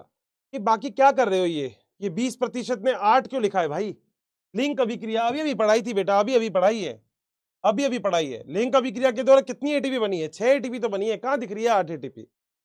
तुम्हें एक छोटी सी बात नहीं याद हुई? ग्लाइकोलाइसिस के दौरान कितनी एटीपी? 8 एटीपी। फायदा, लिंक अभिक्रिया के दौरान कितनी एटीपी? 6 एटीपी। अभी तक यही तो हुआ है। कुल मिला के कितनी एटीपी हो गई? 14 एटीपी। इतनी तो चीज पढ़ाई है, फिर भी तुम गलती करते हो, है? क्यों करते हो इतने, इसमें गलती क्यों करते हो बताओ? चलो आ जाओ बेटा। क्रेब चक्र, सबसे पहली बात, क्रेब चक्र दिया किसने? इसकी खोज की थी हैंस क्रेब ने, खोज करता या खोज हैंस क्रेब ने। क्योंकि हैंस क्रेब ने इसकी खोज की थी इसलिए हम इसको क्रेब चक्र भी बोलते हैं। सही है पहला पॉइंट। अगला पॉइंट आ जाओ बेटा। जो क्रेब साइकिल होगा वो किससे स्टार्ट होगा, यानी कि क्रेब साइकिल का क्रियाधार क्या होगा, किससे स्टार्ट होगा बताओ? क्रेब साइकिल से पहले क्या था? लिंक अभिक्रिया। लिंक अभिक्रिया में क्या बनाया था? एसिटाइल कोएंजाइम में। तो क्रेब साइकिल किससे चालू होगा? एसिटाइल कोएंजाइम ए से। किससे चालू होगा? Acetyl coenzyme A. बताओ क्या पॉइंट क्लियर है क्या? आगे चले, ठीक है दोस्तों। क्रेब्स अभिक्रिया कहां होती है? ये भी होती है माइटोकॉन्ड्रिया की अधात्री में। आ जाओ अगला पॉइंट, स्थल माइटोकॉन्ड्रिया धात्री, मैट्रिक्स। माइटोकॉन्ड्रिया की क्या? अधात्री। अधात्री को बोलते हैं मैट्रिक्स। बोलो बात सही है? तीसरा, ये भी एक एंजाइम पे निर्भर अभिक्रिया है, एंजाइम ही चाहिए होता है इसमें। तो अगला पॉइंट, एंजाइम निर्भर अभिक्रिया।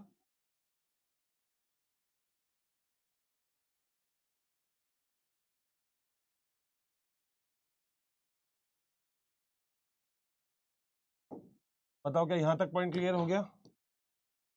अगला पॉइंट, ये एक चक्रीय प्रोसेस होता है, चक्रीय, तभी इसे हम क्या बोलते हैं? क्रेब चक्र, यानी कि क्रेब साइकिल। तो ये चक्रीय प्रोसेस है, चक्रिक अभिक्रिया है, चक्रीय अभिक्रिया है। चक्रीय अभिक्रिया का मतलब साइक्लिक प्रोसेस। बोलो बात सही क्या दोस्तों? सबसे ज्यादा इंपॉर्टेंट क्या हो जाता है? सबसे ज्यादा इंपॉर्टेंट ये हो जाता है कि इस पूरे चक्र में जो पहला पद होगा, पहला स्टेप होगा, उसके द्वारा जो कंपाउंड बनेगा, स्थायी कंपाउंड बनेगा, वो बनता है सिट्रिक अम्ल। इसलिए हम इसे सिट्रिक एसिड साइकिल भी बोलते हैं। तो मैं एक पॉइंट और लिख रहा हूं, लाइन लिखूंगा तो शायद समझ में आ जाएगा कि इसमें प्रथम चरण में बनने वाला यौगिक सिट्रिक अम्ल होता है।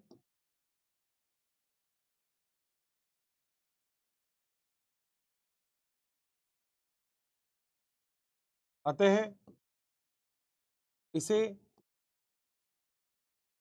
सिट्रिक अम्ल चक्र भी कहते हैं।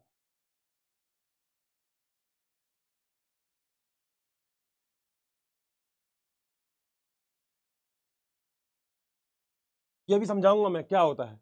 मतलब जब स्टेप आप याद करोगे तो पहला जो बनेगा अवयव, पहला A प्लस बी मिलकर जो पहली चीज बनेगी वो क्या बनेगा, सिट्रिक अम्ल। इसलिए हम इसे सिट्रिक एसिड साइकिल भी बोलते हैं। बोलो बात सही है। तो इसका एक और नाम है, या तो क्रेब चक्र बोल दो,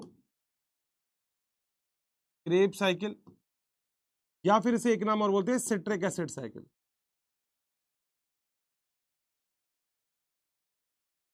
बोलो क्या पॉइंट क्लियर है? सही है।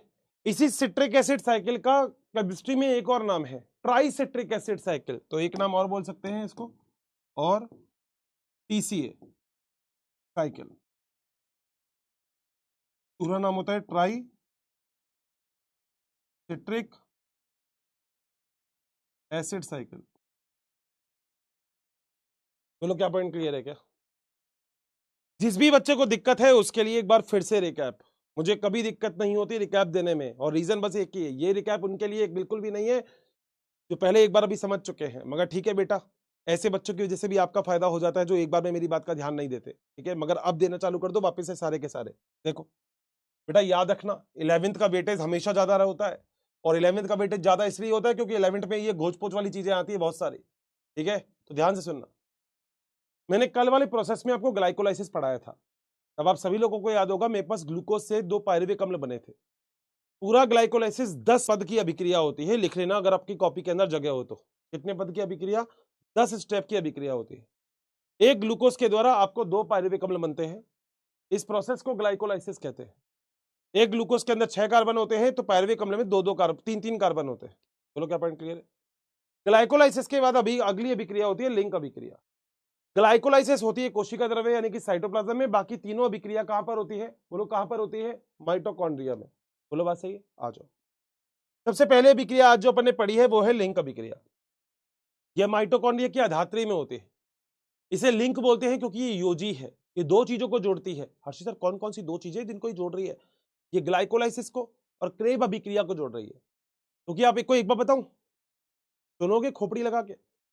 क्रेब अभिक्रिया जो होती है वो कभी भी पायरुविक अम्ल से चालू नहीं हो सकती, क्योंकि पायरुविक अम्ल के पास 3 कार्बन है। तो क्रेब अभिक्रिया हमेशा चालू होती है 2 कार्बन से, और 2 कार्बन केवल किसके पास है? एसिटाइल कोएंजाइम ए के पास। बोलो क्या मेरा पॉइंट क्लियर है? क्योंकि इस अभिक्रिया के द्वारा CO2 बाहर निकल जाती है। इसलिए मैंने बोला था योजी अभिक्रिया। अगर आपके पास लिंक अभिक्रिया नहीं होगी तो क्रेब चक्र होगा ही नहीं। क्यों नहीं होगा? क्योंकि क्रेब चक्र चाहता है 2 कार्बन, जबकि पायरुविक अम्ल है 3 कार्बन। तो अगर आपको पायरुविक अम्ल को सीधा क्रेब चक्र में ले जाओगे तो जाएगा ही नहीं, मना कर देगा क्रेब साइकिल। कह रहा मैं जानता ही नहीं तुझे, तू कौन? कह रहा अच्छा तो तू कैसे जानेगा? कह रहा फटाफट लिंक अभिक्रिया में हो गया। कह रहा वहां पे क्या होगा? कह रहा 1 कार्बन निकाल के अपने अंदर से, तू 2 कार्बन का होगा तो मैं तेरे को जानता हूं।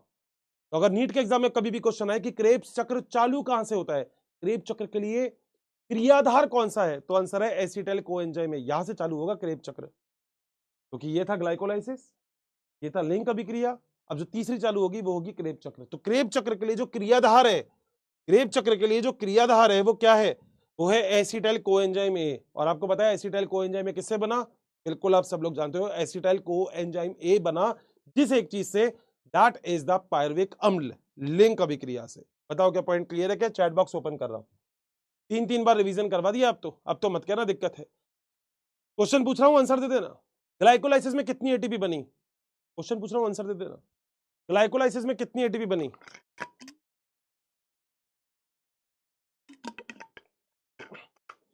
क्वेश्चन पूछ रहा हूं आंसर दे देना। ग्लाइकोलाइसिस में कितनी एटीपी बनी? तुम्हें पता है? तुम अपने सीनियर से पूछना कैसा चैप्टर है ये। वो कहते हैं अरे बातों में श्वसन भाई, ये तो बहुत टिपिकल है, ये तो हम तुमसे याद ही नहीं होगा। तुम कह रहे हो ओ यहाँ क्या क्या क्या, ग्लूकोज ग्लूकोज, फ्रुक्टोज फ्रुक्टोज, धप से गिरा पागल, नीचे आया पागल, 1 3 डाय पेगा, 3 पेगा, 2 पेगा, पप्पा। अगली बार मत बोलना ज्यादा, ऐसे बोलना तुमको, बस सीधी सी बात, ऐसे बोलना तुमको। बहुत बढ़िया। अगर मैं तुमसे ये पूछूं कि क्रेब चक्र के द्वारा, अब देखो इसमें 8 एटीपी में तुम बोलोगे, मैंने बोला क्रेब चक्र के द्वारा कितनी एटीपी बनी, तो 10 ही बनती है। मैं बोलूंगा क्रेब चक्र के द्वारा फायदा कितना हुआ, तो 8 एटीपी बोलोगे। सोचने का फर्क है, बोलो बात सही है, सोचने का फर्क है। ठीक है। तीसरी बात, लिंक अभिक्रिया के द्वारा कितनी अभिक्रिया बनी, लिंक अभिक्रिया के द्वारा कितनी एटीपी बनी, सॉरी, लिंक अभिक्रिया के द्वारा कितनी एटीपी बनी, जल्दी बता दो।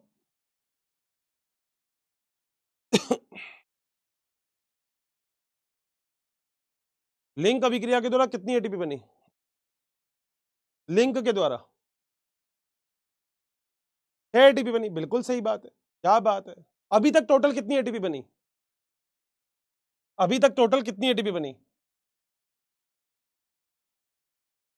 अभी तक टोटल कितनी एटीपी बनी, फायदा मतलब टोटल फायदा, फायदा फायदा फायदा फायदा फायदा, बनी तो 10 + 6 हो जाएंगे, मगर फायदा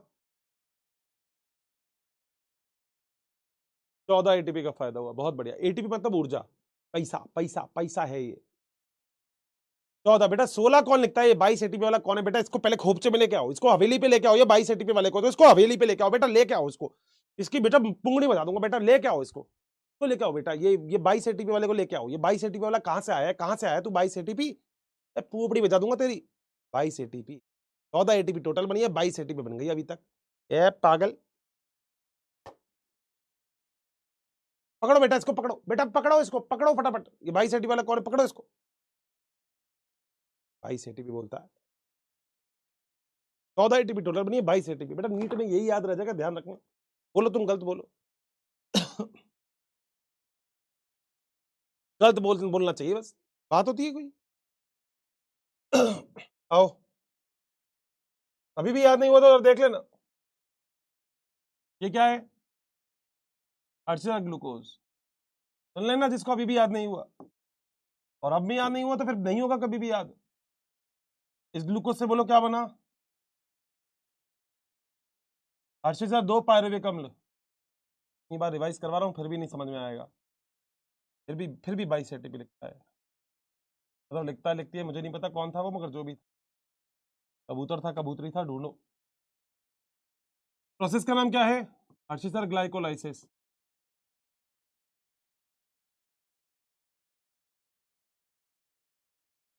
कितनी एटीपी का फायदा हुआ, 8 एटीपी का।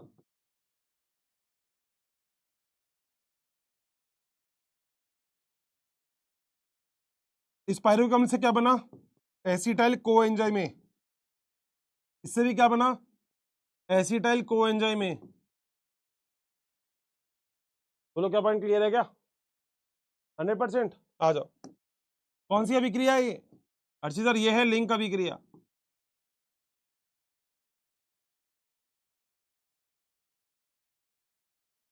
इस लिंक अभिक्रिया के द्वारा कितनी एटीपी बनी, 3 एटीपी। एक लिंक अभिक्रिया के द्वारा कितनी एटीपी बनी, 3 एटीपी। टोटल मिला के कितनी एटीपी बन गई, 6 एटीपी।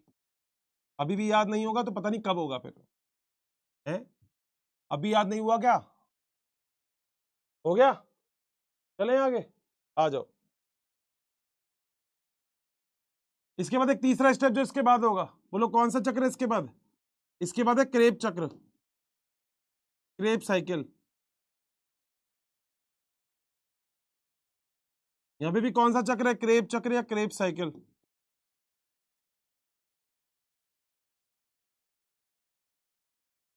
बेटा 2 ही तो होंगे ना क्रेब साइकिल, क्योंकि आपके पास 2 एसिटाइल कोएंजाइम है, तो दो क्रेब चक्र बनेंगे। ठीक है, अब सुनो, एक क्रेब चक्र के द्वारा कितनी एटीपी, 12 एटीपी।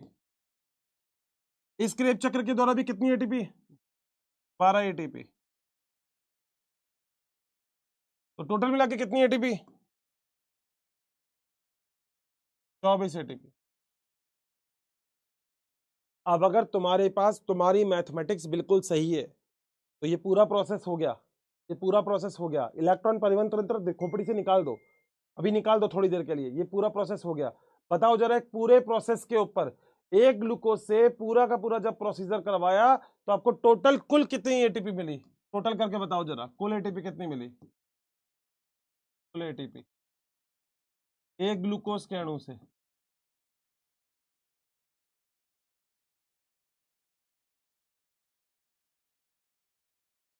ये लिख दिया, ये तुम्हारा चैट बॉक्स ओपन कर दिया, लो ठोक दो बेटा। एक ग्लूकोज के अणु से कुल कितनी एटीपी मिली? अब भी नहीं समझ में आया तो बेटा बताओ कैसे समझाऊं फिर?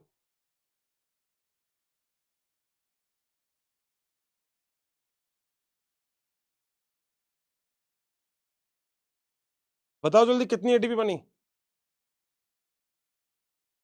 40 लिखता है पागल, 40 मिलती है क्या? ये बेवकूफ, कबूतर बना दूंगा। हाँ,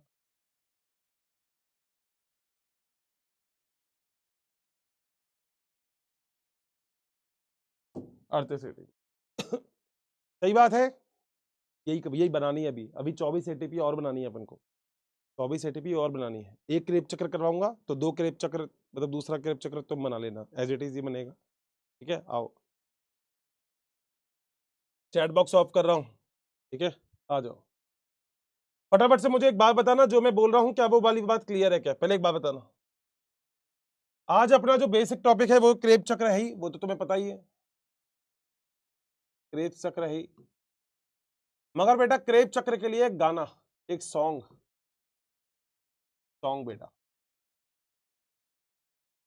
बेटा घर में कभी भी मम्मी पापा को बुलाती है तो मम्मी बोलती है एजी सुनते हो, अरे एजी सुनना तो, या फिर एजी लो जी सुनो जी। बेटा ये सब बता दो। मगर बेटा एक बहुत बढ़िया पॉइंट होता है, अपन किसी को भी बोलते तो अपन बोलो ओ ओ इधर आ, तो बेटा पहला पॉइंट तो है ओ। तो पहला पॉइंट याद रखना है, सॉन्ग क्या है? ओ के बाद है सिट्रिक एसिड।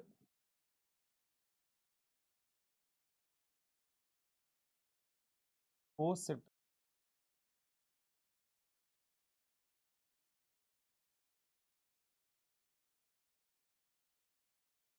इंग्लिश में सुना है इज, बहुत बढ़िया। फिर सुना है ए, बहुत बढ़िया। फिर एक वर्ड सुना है सिली, बोलते अरे तू बहुत सिली है, तू बहुत सिली है, सिली। और बेटा एक और वर्ड जो तुमने कभी लड़कियों से अपने घर वालों से सुना होगा, मेरे ख्याल से सबने सुना होगा, स्टूपिड। और बेटा जो हम सब लोग को होना चाहिए, फनी। और फनी के बाद जो लाज बच जाता है मुन्ना, उसे हम बोलते हैं मॉलिक्यूल। अगर आपको ये पूरा का पूरा प्रोसीजर याद है तो आपको पूरा का पूरा क्रेब साइकिल याद है, बस ये पूरी की पूरी चीजें आपको अपनी खोपड़ी में बैठानी है। बताओ क्या ये वाला गाना याद हो जाएगा? क्या ये वाला गाना याद हो जाएगा? बोलो। ग्लाइकोलाइसिस का गाना तो याद है, ग्लाइकोलाइसिस का, ग्लूकोज ग्लूकोज फ्रुक्टोज फ्रुक्टोज धप से गिरा पागल नीचे आया पागल, 1 3 डायपेगा 3 पेगा 2 पेगा पिप पप्पा। ऐसे बोलते, मतलब जो रॉक स्टार होता है वो तो देखो ऐसे बोलता है, ग्लूकोज ग्लूकोज फ्रुक्टोज फ्रुक्टोज धप से गिरा पागल नीचे आया पागल, 1 3 डायपेगा 3 पेगा 2 पेगा पिप पप्पा। और बहुत बढ़िया। मगर बेटा यहाँ पे क्रेब साइकिल है, और थोड़ा सा अलग करना है तो कॉलर को थोड़ा सा ऊपर चढ़ा के, और बेटा एक लाइन बोलो क्या? ओ, बेटा मेरे साथ साथ बोलो ओ, बोलते ना ओ कम है यार, ओ। बोलो मेरे साथ बोलो, बेटा बोलना पड़ेगा यार, तुम बोलते नहीं। तुमने इंस्टाग्राम पे देखा नहीं, एक लड़के ने मुझे प्रतिज्ञा भेजी है, कितना अच्छा लगा मुझे।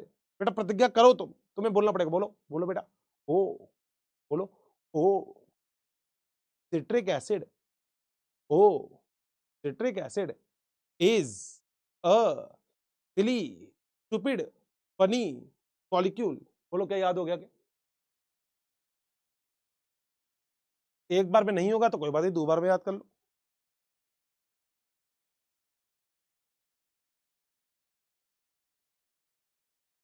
याद हो गया क्या? पक्का? मैं छुपा लूं एक बार? बोलो अब। अच्छा ऐसे पा बोलो बेटा बोलो, तुम्हारे लिए तो कर रहा हूँ, बोलो ना। मैं बोलो, छुपा लिया, बोलो।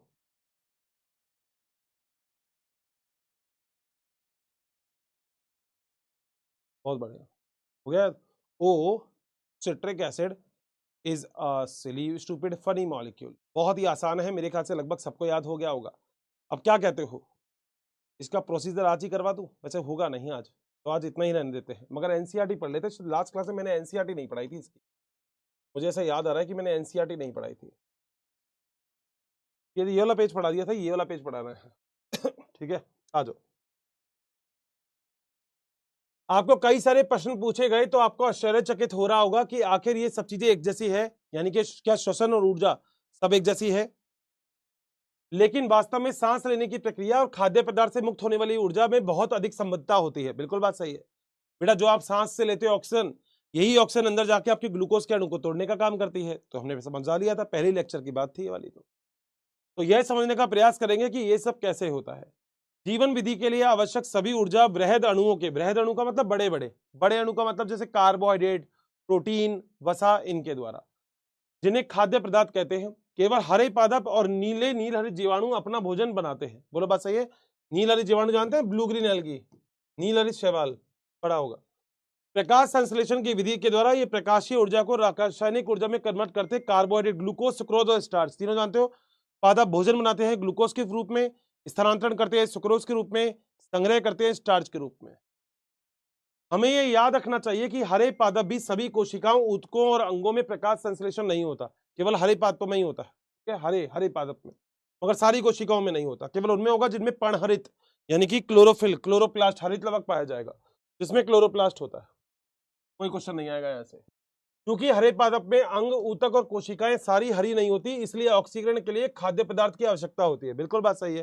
तो यहाँ पे खाद्य पदार्थ को तोड़ा जाता है, जैसे ये तोड़ रहे हैं ऐसे ही तुम भी तोड़ते हो। ठीक है, इसलिए खाद्य पदार्थों को जहां पे स्टोर किया जाता है वहां से परिवहन होता है। और आपको पता है भोजन पदार्थ का परिवहन किसके द्वारा होता है? फ्लोएम के द्वारा, फ्लोएम के द्वारा। इसलिए वे अपना भोजन पादपों से परोक्ष रूप से वे मांसाहारी के रूप में भी प्राप्त कर सकते हैं। बेटा अगर मान लो तुम लोग यूं कहते हो हर्षित सर मैं कैसे तोड़ रहा हूँ खाना, मैंने तो आज तक वेज कभी खाया ही नहीं, मैं तो हमेशा से नॉन वेजिटेरियन था। तो बेटा तूने अगर नॉन वेज भी खाया है तो उस नॉन वेज ने तो कभी वेज खाया होगा। तुम अगर मुर्गा खाते हो तो तुम्हारे मुर्गे ने तो कभी ना कभी वेज खाया होगा। तो वो जो खाना था वो पहले मुर्गे के अंदर गया, फिर मुर्गे से वही कार्बोहाइड्रेट तुम्हारे अंदर आ जाता है, ऐसा होता है। ठीक है, तो ये सड़े गले पदार्थों से भी आ जाते हैं। यह जान लेना अत्यंत महत्वपूर्ण होता है कि सांस हेतु आवश्यक खाद्य पदार्थ प्रकाश संश्लेषण द्वारा ही प्राप्त होते हैं। बेटा सीधी सी बात है, अगर भोजन को तोड़ना है तो बेटा तोड़ोगे तब जो भोजन बनेगा। और बेटा तुम्हारे पास भोजन बनाने की ताकत नहीं होती, भोजन बनाने की ताकत पूरी प्रकृति के एक चीज के पास है, जो हरे होते हैं, जो प्रकाश संश्लेषण करेंगे, जो रसायन संश्लेषण करेंगे, केवल वही भोजन बना सकते हैं। बेटा तुम मस्त रहो, तुमसे ना हो पाएगा, बैठ जाओ अपनी सीट पे। ना ना ना एक्साइटेड मत हो, बैठ जाओ सीट पे। मैं बनाता हूँ खाना मेरे किचन में। बेटा तू नहीं बनाता।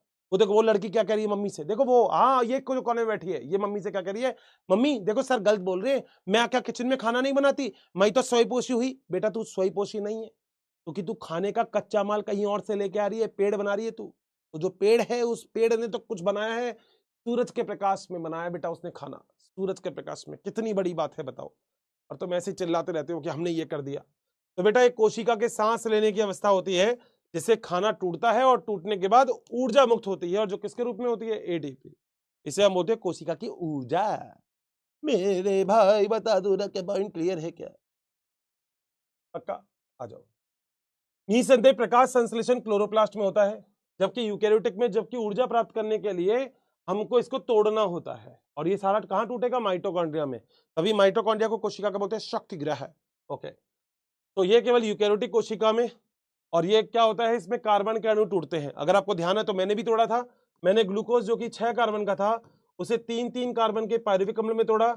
इस 3 कार्बन के बाद मैंने 2 कार्बन का एसिटाइल कोएंजाइम ए बनाया, जब मैंने CO2 बाहर निकाल दी। वाह क्या बात है, अपन को याद है, बहुत बढ़िया। तो बेटा यहाँ पे सांस लेना मतलब जब लोगे ऑक्सीकरण लोगे तो सांस लेना, इनकी श्वसन कहते हैं। जिस यौगिकों का ऑक्सीकरण होता है उसे श्वसनीय क्रियाधार बोलते हैं। बेटा क्रियाधार वो होता है जिसके ऊपर काम हो रहा है। जैसे मालूम मैं रेपटा सीख रहा हूँ, थप्पड़, और एक लड़का ये खड़ा है और मैं दे रहा हूँ उस पर लपेड़े पे लपेड़े, ये लपेड़ा, तो बेटा सीधी सी बात है वो मेरे लिए क्या है? क्रियाधार। तो बेटा क्रियाधार वो होगा जिसके ऊपर कार्य होगा, उसे हम क्या बोलते हैं? क्रियाधार बोलते हैं। ठीक है, प्राय ये कार्बोहाइड्रेट ही होता है, मगर कभी कभी ये विशेष परिस्थितियों में प्रोटीन वसा भी हो सकता है। मैंने आपको एक चीज लिखवाई थी, सबसे पहले आपका शरीर ले दे के एक ही चीज ढूंढेगा, कौन? कार्बोहाइड्रेट। फिर कार्बोहाइड्रेट नहीं मिलेगा तो कौन ढूंढेगा? फिर ढूंढेगा वसा। फिर वसा नहीं मिला तो फिर कौन ढूंढेगा? फिर ढूंढेगा प्रोटीन। जैसे तुम्हारे पापा सबसे पहले बेटा ढूंढते हैं सबसे छोटा घर में कौन है, क्योंकि तुम्हारे पापा के हाथ में खुजली मच रही है, क्योंकि आज सुलटाऊंगा किसी को। आज मेरा बहुत माथा खराब होता है, पापा कह रहे हैं आज नहीं छोड़ूंगा मैं किसी को भी, आज मेरा बहुत दिमाग खराब हो रहा है, आज मैं किसी को नहीं छोड़ूंगा, आज सुलटा दूंगा। तो पहले छोटा ढूंढते हैं, छोटा, वो नहीं मिलता तो पापा ढूंढते हैं बड़ा, वो भी नहीं मिलता तो पापा तुम्हें बुला लेते हैं, बेटा तू ही आ जा लाइन में, आज तो कोई दिक्कत नहीं है, दो तो है ही नहीं घर में। पहले आपका शरीर तोड़ने की कोशिश करता है कार्बोहाइड्रेट, नहीं मिलता तो तोड़ता है वसा, नहीं मिलता तो तोड़ता है प्रोटीन। बेटा प्रोटीन तोड़ दिया तो काम ही खत्म हो गया। चलो मेरी बात सही है, मगर सबसे पहले कार्बोहाइड्रेट ही तोड़ा जाता है। पापा शिकार ढूंढते हैं, हुआ पापा मैं तो जा रहा हूँ, मेरे तो दर्द हो रहा है। ठीक है, तुमने कभी बार स्कूल में नहीं देखा, स्कूल में भी कई टीचर ऐसे होते हैं, टीचर ऐसे बोलते हैं तुमने कुछ किया नहीं, क्या अबे इधर आ, इधर आ, तुम वहां गए, तुम कहो सर, और मान लो वो लड़की है तो टीचर कभी भी, जेंट्स जो टीचर होता है वो लड़की के ऊपर हाथ नहीं उठाता। बेटा मेरे साथ हुआ ये, एक बार क्या हुआ पता नहीं, क्लास में मतलब ऐसे ही पूरी क्लास शोर मचा रही थी, पूरी क्लास, और उस क्लास में लड़कियां थी। अब देखो लड़कियां हमेशा शक्ल से बहुत मासूम लगती है, मेरी क्लास की तो बड़ी मासूम थी, तो लड़कियां सारी की सारी ऐसी थी मेरी क्लास की। हाँ, और हम ना कुछ भी नहीं करते, हमने तो कभी भी कुछ किया ही नहीं सर, आपने देखा क्या हमें किए हुए? नहीं ना सर, आप चाहे तो इससे पूछ लो, हमने कुछ नहीं किया। बेटा लड़की लड़की का सपोर्टर करती है, बगल वाली लड़की भी यही कहती है सर से, सर इसने भी कुछ नहीं किया, ये बहुत अच्छी लड़की है पता है। हाँ, और बेटा आ गया लड़के का नंबर, अब आ गया किसका नंबर, अब आ गया बेटा मान लो लड़के का नंबर, किसी लड़के का नंबर आ गया, तो लड़के को बुला लिया। लड़के ने कहा सर मैंने भी कुछ नहीं किया सर, सर मैंने कुछ नहीं किया। लड़का तो ऐसे ही बोलता है, लड़का ये बोलता मैंने कुछ नहीं किया। मगर जब टीचर यूं कहता है ले तेरे बगल वाले से पूछा, तो बेटा बगल वाला भी तो हरामखोरी है, तो बगल वाला पता क्या ये नहीं बोलेगा सर इसने कुछ नहीं किया, पता क्या यही था सर, सर यही था, यही है वो, छोड़ दो सर इसको, यही था। ये है बेटा लड़के और लड़कियों में, तभी लड़कों तुम ज्यादा पिटते हो। मैं स्कूल में ज्यादा पिटा था, उसका रीजन था ये। तो बेटा अपन को ये चीज कम्युनिटी लड़कियों वाली थोड़ी सी रखनी पड़ेगी, अपन को सपोर्ट करना पड़ेगा एक दूसरे को। आज से बेटा प्रण ले लो, शपथ ले लो कि मैं लड़का हूं, मैं दूसरे लड़के का सपोर्ट करूंगा। बेटा करना पड़ेगा तुमको, नहीं तो बेटा तुम पिटते रहोगे, ऐसे ही पिटते रहोगे। इतिहास गवाह है ये कि इतिहास ज्यादा बेकार चीज हो गई, इतिहास गवाह है कि हम पहले भी पिटते थे, आज भी पिटते हैं, आगे बच्चा पिटते रह गए। टीचर पहले हमको ही सलूटता है, तुम सुलटे हो नहीं सुलटे बता देना जरा, मतलब बता देना तुम सुलटे हो नहीं सुलटे। बेटा टीचर बहुत मारता है, लड़कियों को नहीं मारता, पता नहीं लड़कों को क्यों मारता है। हम कोई ज्यादा खाना खा रहे हैं क्या, ले देके डंडा वंडा ले लड़कों पे ले, लड़कियां आराम से चिल मारती है, बैठ जाती है किनारे पे और हंसती है, और बाद नहीं हूं अरे देख ना कितना पिट रहा है। अरे बेटा पिट क्या रहा है, हम लड़के हैं थोड़े ज्यादा पीट देता है हमको, कोई बात है? तो बेटा सीधी सी बात है। कार्बनिक अम्ल भी हो सकते हैं श्वसनीय क्रियाधार के रूप में। बेटा अपने ना कार्बनिक अम्ल और लिख लेना, मैंने शायद कार्बनिक अम्ल लिखवाया नहीं है, लिख लेना। कोशिका के अंदर ऑक्सीजन के दौरान इससे ऊर्जा एक साथ मुक्त नहीं होती, यह कई पदों में होने वाली चरणबद्ध धीमी अभिक्रिया होती है। मैंने बोला एक साथ आपने ग्लूकोज भी नहीं तोड़ा, पहले आपने ग्लाइकोलाइसिस करवाया, फिर आपने लिंक अभिक्रिया करवाई, फिर आपने क्रेब चक्र करवाया, तो 3 प्रोसेस करवाए थे आपने, बहुत बढ़िया। यह समझ लेना आवश्यक है कि सांस के द्वारा ऑक्सीजन में निकलने वाली ऊर्जा का सीधा उपयोग में नहीं आता। बेटा तोड़ रहे हो ना तो सीधे उपयोग में नहीं ले रहे आप, तो कैसे उपयोग में ले रहे हो? ये जो ऊर्जा निकली, मान लो ये कोई अवयव है, इसको तोड़ दिया ग्लूकोज को, तो इससे जो ऊर्जा निकली उस ऊर्जा से आपने एडीपी प्लस आईपी करके एडीपी बना दिया, ये बना रहे हो आप ऊर्जा। तो एनसीईआरटी ये बोल रही है कि आप सीधी ऊर्जा का उपयोग नहीं कर रहे किसी चीज को तोड़ने के बाद, वो जो ऊर्जा निकली है उस ऊर्जा का उपयोग आप एटीपी के निर्माण में कर रहे हो। बोलो बात सही है? तो यहाँ पे जहां पे एटीपी का संश्लेषण होता है वहां पे ऊर्जा जैसे आवश्यकता होती है वैसे ही टूट जाती है। दोस्तों पता है क्या होता है, आपके शरीर को जब ज्यादा ऊर्जा की आवश्यकता होती है तो आपका शरीर ज्यादा स्पीड से काम करता है। अब कोई आलसी है, बैठा हुआ है, पड़ा हुआ है, तो शरीर भी धीरे धीरे काम करता है। मगर कोई एक्टिव है, ये तो बेटा उसके शरीर में ये काम चलता रहता है, धुआंधार होता रहता है फिर ये, ठीक है। एटीपी में संचित ऊर्जा जीवधारियों के लिए आवश्यक होती है। सांस के दौरान हम कार्बनिक पदार्थों को एक अणु से दूसरे अणु में ट्रांसफर करते रहते हैं। अभी आपने पढ़ाई ये कर रहे हैं हम, पहले हमने ग्लाइकोलाइसिस से पायरुवेक अम्ल बनाया, फिर हमने पायरुवेक अम्ल से एसिटाइल कोएंजाइम ए बनाया, अब हम एसिटाइल कोएंजाइम से क्रेब चक्र पढ़ा रहे हैं। ओ सिट्रिक एसिड, मेरे साथ साथ बोलो ओ, याद है तो याद है ओ। चलो तुम्हारा कमेंट बॉक्स चालू करता हूं, बताओ तुम्हें याद है तो, मेरे ख्याल से याद ही नहीं होगा, छोड़ो, बताओ तुम्हें याद है तो। पूछता है भारत तुमसे, तुम्हें याद है तो लिखो, लिखो बेटा लिखो, लिखो लिखो, तुम्हें लिखना पड़ेगा। Oh citric acid, oh citric acid is a silly stupid honey molecule. बोलो क्या है? Oh citric acid is a silly stupid funny molecule. बताओ क्या इतना पॉइंट सबको याद हो जाएगा? 100% किसी भी बच्चे को कैसा भी कोई भी डाउट है, यहां तक कोई भी चीज समझ में नहीं आई है तो फटाफट से बता दो। चलें आगे, पक्का? कोई भी डाउट किसी को भी यहां तक? कौन है दीपक चौहान? बेटा दीपक चौहान को प्यार भरी लैंग्वेज में समझा दो, एंड ऑफ द क्लास नहीं कहा करे, हम और 15 मिनट पढ़ा देंगे। मना कर दो बेटा दीपक चौहान को, बोल दो Deepak Chauhan, don't underestimate the power of a common man. बोलो याद हो गया आज का? पक्का याद हो गया? क्या आज तक जितना भी अपन ने पढ़ा है क्या सभी लोगों को बिल्कुल अच्छे से क्लियर है? अगर क्लियर है तो फटाफट से बता दो, जल्दी से बता दो। अगर क्लियर है तो जल्दी से बता दो। तुम्हें बताना पड़ेगा बेटा, तुम नहीं बताओगे तो कैसे काम चलेगा, तुम्हें बताना पड़ेगा।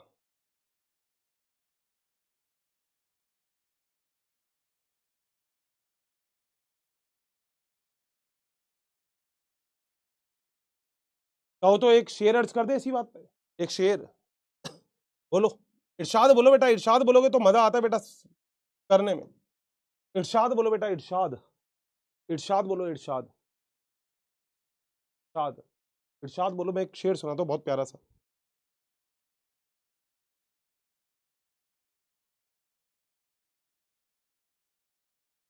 बहुत बढ़िया, इरशाद कर दो ये बात।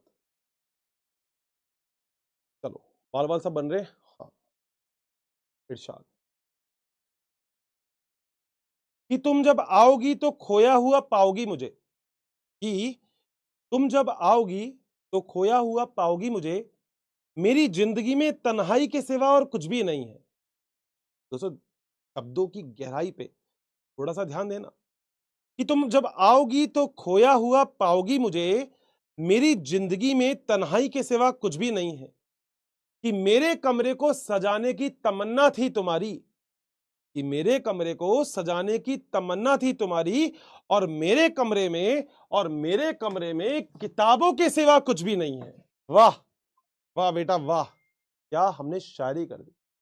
तो तुम जब आओगी तो खोया हुआ पाओगी मुझे, कि मेरी जिंदगी में तन्हाई के सिवा कुछ भी नहीं है, कि मेरे कमरे को सजाने की इच्छा थी तुम्हारी, मगर मेरे कमरे में किताबों के सिवा कुछ भी नहीं है। तो thank you so much, have a nice day, bye bye, take care, take care, bye bye, bye bye बेटा, बाय बाय, बाय बाय बेटा, बाय बाय। कमेंट कर देना बेटा, बाय बाय, बाय बाय बेटा। अगली क्लास में करेंगे वीडियो कॉल, क्या टेंशन पाल रही हो तुम? हाय हाय, बाय बाय।